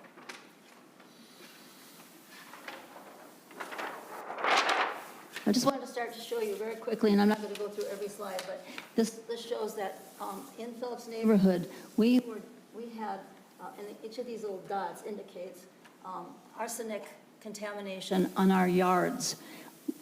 Our community was designated a residential arsenic superfund site by the US EPA, which means our yards were too contaminated for us to live there. And I remember coming home from the legislature to sign the document telling them they could take my yard because it was highly concentrated there as well. And when I walked through my back door out to the front, I opened the door and saw all these men standing there in hazmat suits and all the garb that you have to protect yourself from toxic exposure with some big trucks and a big scoop tractor to pick up my lawns. That was my introduction to arsenic exposure. It was very impressive. One of the things that caused me to do this work. This is childhood lead poisoning, as was again mentioned by both of our previous witnesses. Every one of these dots superimposed over here on Phillips neighborhood, and you'll also notice a corollary, always the north side. North side and south side inner city communities here both have that. And incredible exposure of children that caused them to go to the emergency room is basically what all these numbers came from the Minnesota Department of Health, the Minneapolis Department of Health, the Hospital Association, and then some from Minnesota Pollution Control. And very quickly, this shows the concentration of acute myocardial infarcts, heart attack. Notice the concentration continues to build in these communities. This is stroke. The relationship, as I was pointing out earlier, some of the toxic substances cause cardiac problems. The last one I'm going to show you, this just shows the level of traffic concentration. The red line shows over 100 vehicles per day. You see, it's not just in our neighborhood. We have ours, we have in the neighborhoods as well as Hennepin County. This, I said to legislators, both in the House and Senate, this is what environmental injustice looks like. This incredible concentration of just those. And there are other health problems. Cancer, for example, is not on here. When I showed that, I remember the chair of the Health and Human Services Committee, Representative Hunt, said to me, Karen, if you have that much asthma in your neighborhood, you ought to do something about it. I said, yes, please vote for my bill. And the bill, basically what I want to just describe to you, basically says that when you have an overburden, overconcentration of health problems related to environmental toxic exposure, you need to have a tougher standard to apply in that community. Can you pull the other mic closer? Okay, thank you. Did you hear what I reported? Okay, he just said, you better do something about it, and I said, yes, vote for this bill. And I want to say that law that was passed in 2000, about 18 years ago, has not really ever been fully enforced. And Representative Fooley did extend that whole coverage. We were just focusing on a very small community. That's what I had to do in order to get the votes to pass for this particular proposal. I had to really hone it down. I had started out as a state law. It became a very local law. But I have to say, even then, it was really not enforced very well. There were some people at the Minnesota Pollution Control Agency who did help us. I just like to always thank Mr. David Thornton. He was with the air pollution part of the agency, and he helped us right away. He just said, we'll do this. I don't know how. How do you expect us to do this? It doesn't exist anywhere in the nation. You're the first ones who's ever put this law on the books. But we'll figure it out. And he was one of the people who helped us do that. At that time, we didn't document the specific source of contamination from a number of facilities, including HERC, which is what we were talking about earlier, the Hennepin County incinerator. But you heard already some of the testimony about some of the incredible toxic exposures that are coming out of that facility today. This has not changed very little. We were able in our neighborhood with some community organizing to actually eventually get 2 factories that were right next to the Highway 55, able to get them closed down. But it didn't come from the MPCA, it came from the U.S. EPA, and it came from the U.S. Occupational Health and Safety organizations who came to inspect and said, you are contaminating this neighborhood. You need to turn on your filters and stop polluting.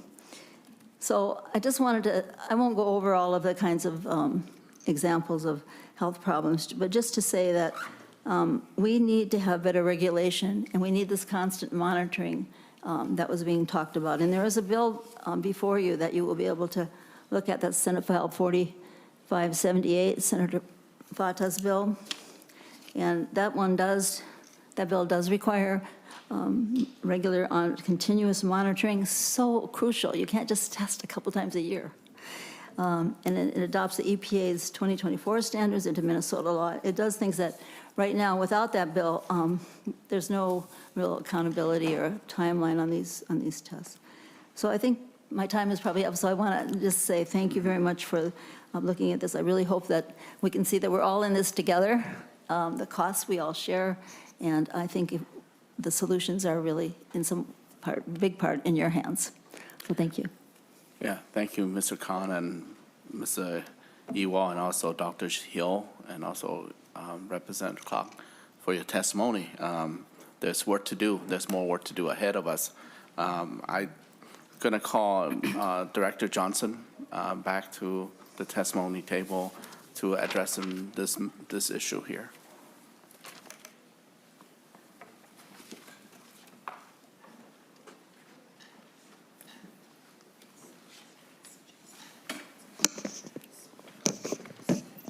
Welcome back, Director. Thank you, Mr. Chair and members. Again, for the record, my name is Tom Johnson, Director of Government Relations and External Affairs for the Minnesota Pollution Control Agency. Thank you for the opportunity again to provide the agency's perspective on the topic of waste energy, and appreciate hearing the perspective of community members. I'm not sure that we can verify all of Mr. Ewald's information, but do appreciate hearing the perspective from folks living in and close to incinerators, and acknowledge that that is a very critical perspective for the agency and for the legislature to hear. Waste energy does fill an important role in Minnesota's waste hierarchy. There are many reasons why waste energy is preferred over landfilling by EPA and by Minnesota state law. That does include climate impact, and one of the handouts that you have in your packets is an excerpt from the 2025 Metropolitan Solid Waste Management Policy Plan. There's a chart in there that looks at the long-term impacts, climate impacts, and especially greenhouse gas emissions of waste energy versus a landfill. The impact is many times over, especially methane emissions of landfills over waste energy. There's long-term risk to groundwater from landfill usage over the lifetime of those facilities. Energy use is a factor, and of course, air emissions, a big topic of today's conversation. There are air emissions from landfills. They are not controlled in the same manner that emissions are controlled from waste energy facilities.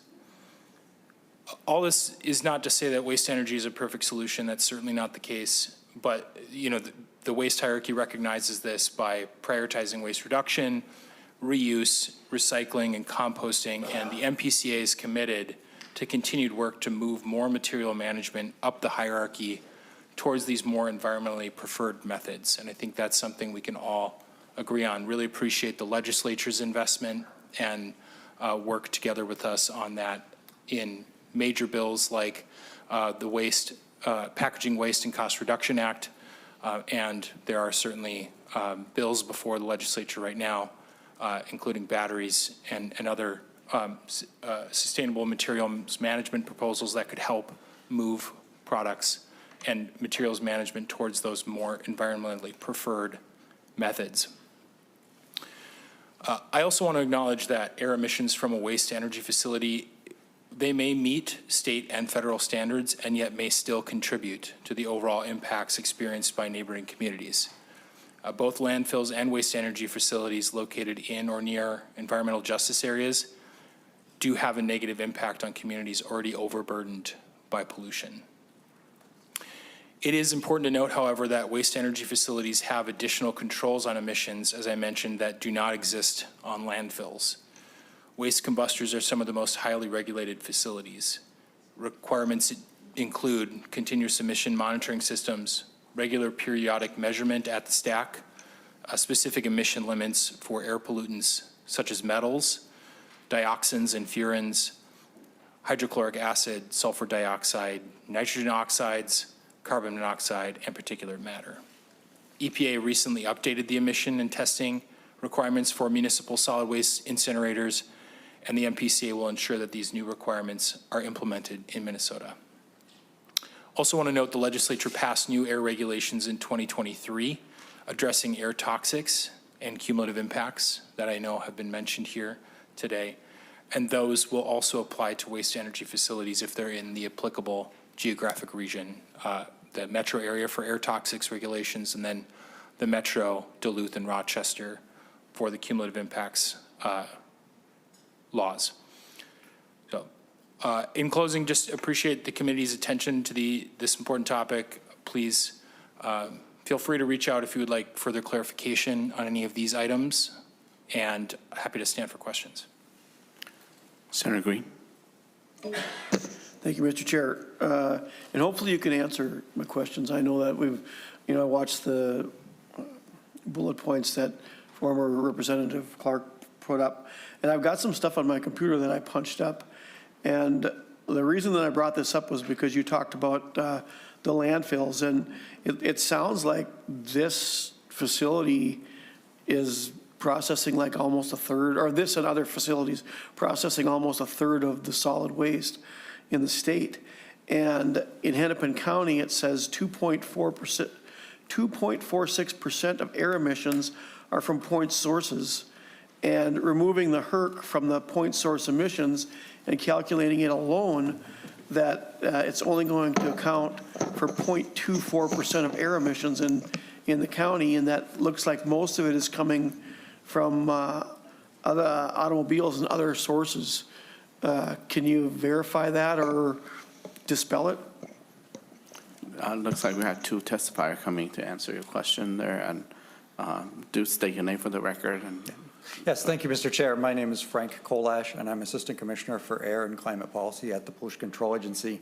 And I can't verify the exact numbers you provided, but if you send that to we can take a look at that. But certainly we do see that for point source emissions, that's about a quarter of the emissions in the state, and then vehicle emissions also apply to that, and then we have off-road emissions, and then we have emissions from Everything else that's not part of a regulatory process or not part of a vehicle or an engine burning gasoline or diesel comes from our everyday products and our everyday living. And that's what we typically look at. But again, I don't have at my fingertips be able to answer your specific question, but if you send those numbers to us, we can verify what those numbers and those questions are. Senator Green. And I can do that, but but I'm not here trying to beat up on anybody, but it seems like if these numbers are real and you're going after the HERC and it's only accounting for 0.24%, then is Hennepin County, I wonder, are you aware of any other county that's willing to take this off their hands? Because what are you going to do with it? And from stuff that I'm reading here, it sounds like that the combustion that goes on, even though it's a small percentage of air pollution, takes care of like 99% of the PFAS that might go into the landfill from this facility. And if that's true, and that goes into a landfill somewhere, if you can find one to take it, if the MPCA would even permit another landfill to go in because you seem to be closing them all down, what do you do with it? Mr. Kudelka. Mr. Chair and committee members, for the record, my name is Kirk Kudelka. I'm Assistant Commissioner with the Minnesota Pollution Control Agency. Just real quick, the numbers for Hennepin County, about half of the waste that it does go to disposal goes to waste energy facilities for Hennepin County, and about half goes to landfilling. What would happen if a waste energy facility were to close is all that waste would go like that to a landfill. We've seen this before. We had a waste energy facility, GRE, Great River Energy, in Elk River. Every one of those tons of waste that went to that facility went to the surrounding landfills, filling them much quicker as a result. And also any materials that were covered, for instance, recyclable materials that were recovered by that facility were also lost to the landfill because they were not being processed beforehand. So facility such as HERC, if it were to close, we would expect all of that waste to go to a landfill, and any the recycled metals and that are recovered from HERC would also be lost to a landfill. Mr. Chair, I'm just going to make a comment because I know we're way over, and I think we could go on for a long time on this in the fact that even in my area, we're scratching our heads, our counties are, because our landfills, even though they're not at the end of their life, you're requiring them to close down. But this facility, if my data is right, provides power for 25,000 homes and Target Field. So not only are you using the solid waste, the pollution, air pollution doesn't seem to be that much, but you're providing cheap energy. So I'm not really sure that even with the testimony that this is where you should be looking to reduce the air emissions. Maybe you should be looking other places. Senator McHugh. Thank you, Mr. Chair. Thank you for the testimony and for your expertise. I have a quick question, and then I also have a comment. How does public health factor into MPCA's decision to prioritize incineration over landfilling? Director Johnson. Thank you, Mr. Chair and members. I'll take a crack at it, and then if the assistant commissioners want to weigh in. But for the MPCA and our standards, those are based on health benchmarks.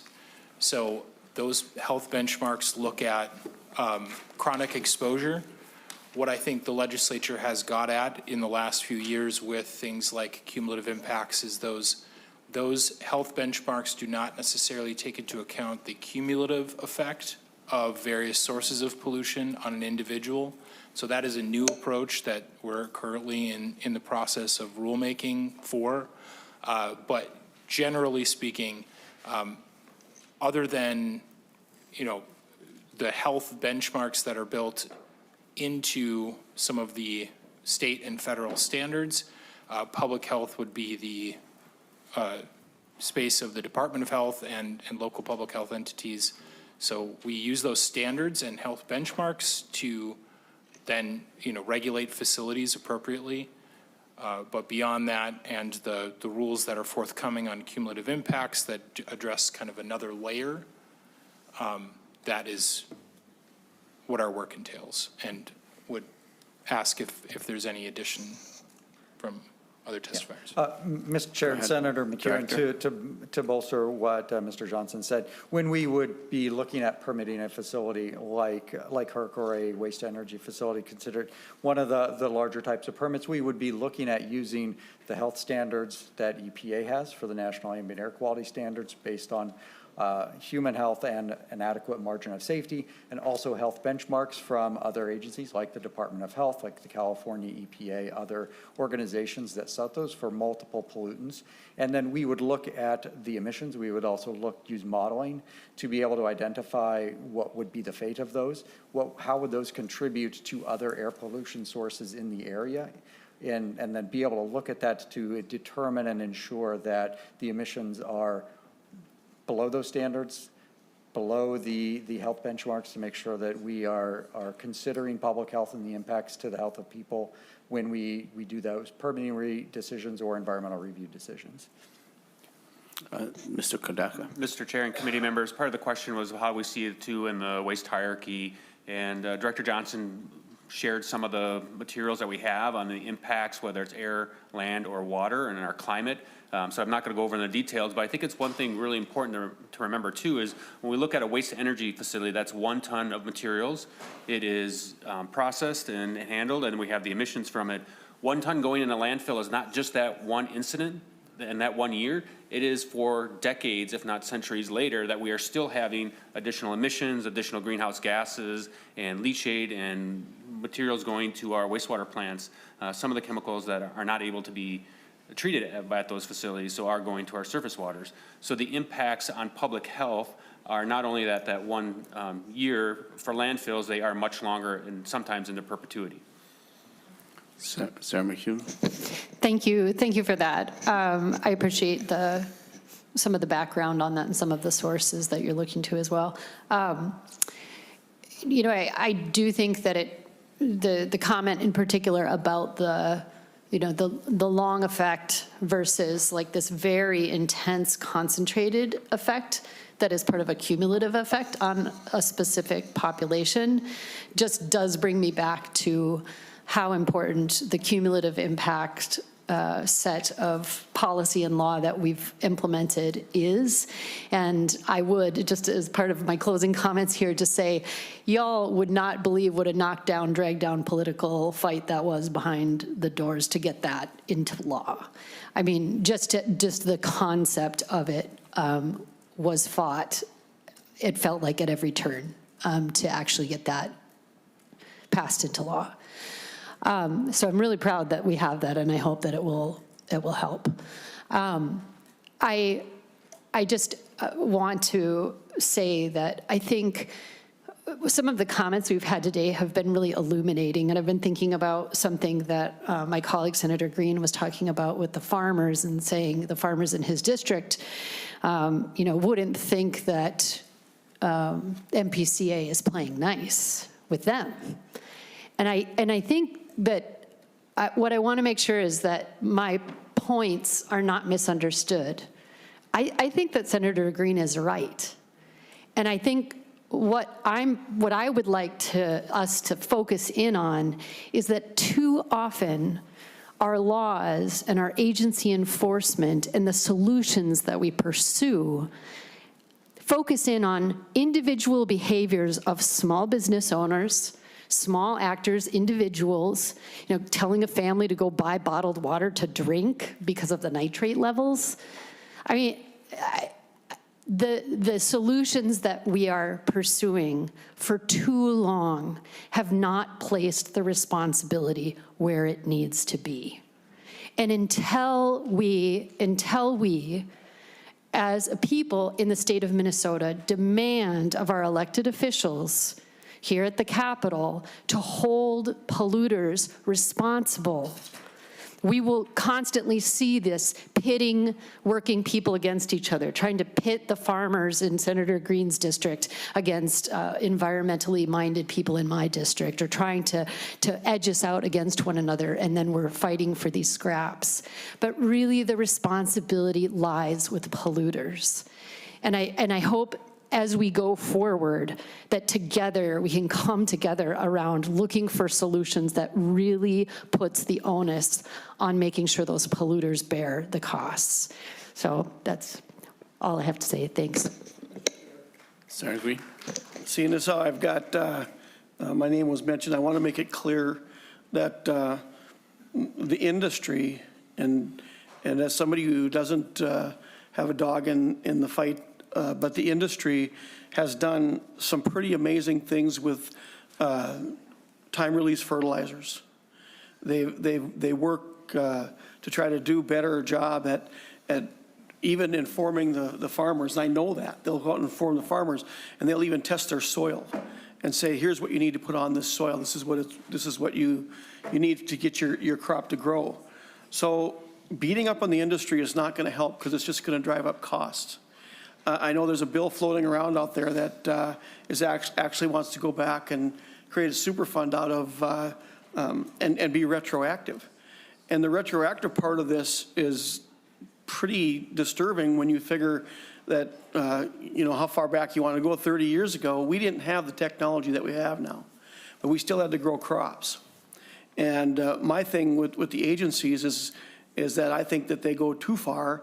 I think the other side doesn't think they go far enough, because an agency should be someone who's out there to help and support the population. And it seems like in our area, the agencies are coming in as someone who actually tries to punish and looks at the producers, whether they be farmers or cattlemen or, you name it, businessmen, as being somehow the enemy. And I'd like to see that stop. But I don't think it's the answer is to go after and try to punish someone who, at the time, with the technology available, did the best job they could. But. Thank you, Senator Green, and also thank you to all the testified people from the communities for being here. Thank you for our agency. People of color in the urban area didn't ask for any of contamination to hit on us, but we are a victim of things, and we have no recourse. But to testify, thank you for bringing the information forward, because you are here representing people out there, and the same amount of people that started this committee when you came were here, and you're still here. So that show a lot that we're taking the right step, having this oversight hearing, and we're looking to the future to maybe engage more and more legislation, not more, but effective legislation will come out from this oversight hearing to come, and we'll work with the agency as well to keep our air and water, clean for us and for our future generation. And so I want to also thank Sierra Club and Minnesota Environmental Partnership and the Environment Justice Table and the many coalitions, including People Not Polluters, who organize our testifier, and folks out there. Also thank our agency, the DNR and PCA. Change had to compose of all of us. With that, I'm going to say that next hearing will be Thursday, and we'll look at the e-waste policy. Also, try to be on time, not for voting, but we're going to have the Minnesota Zoo here, and so not just on time. If you want to enjoy petting some of the zoo animal, come a little earlier than 3 o'clock. So thank you for a very engaging and informative oversight hearing. Thank you, and meeting's adjourned.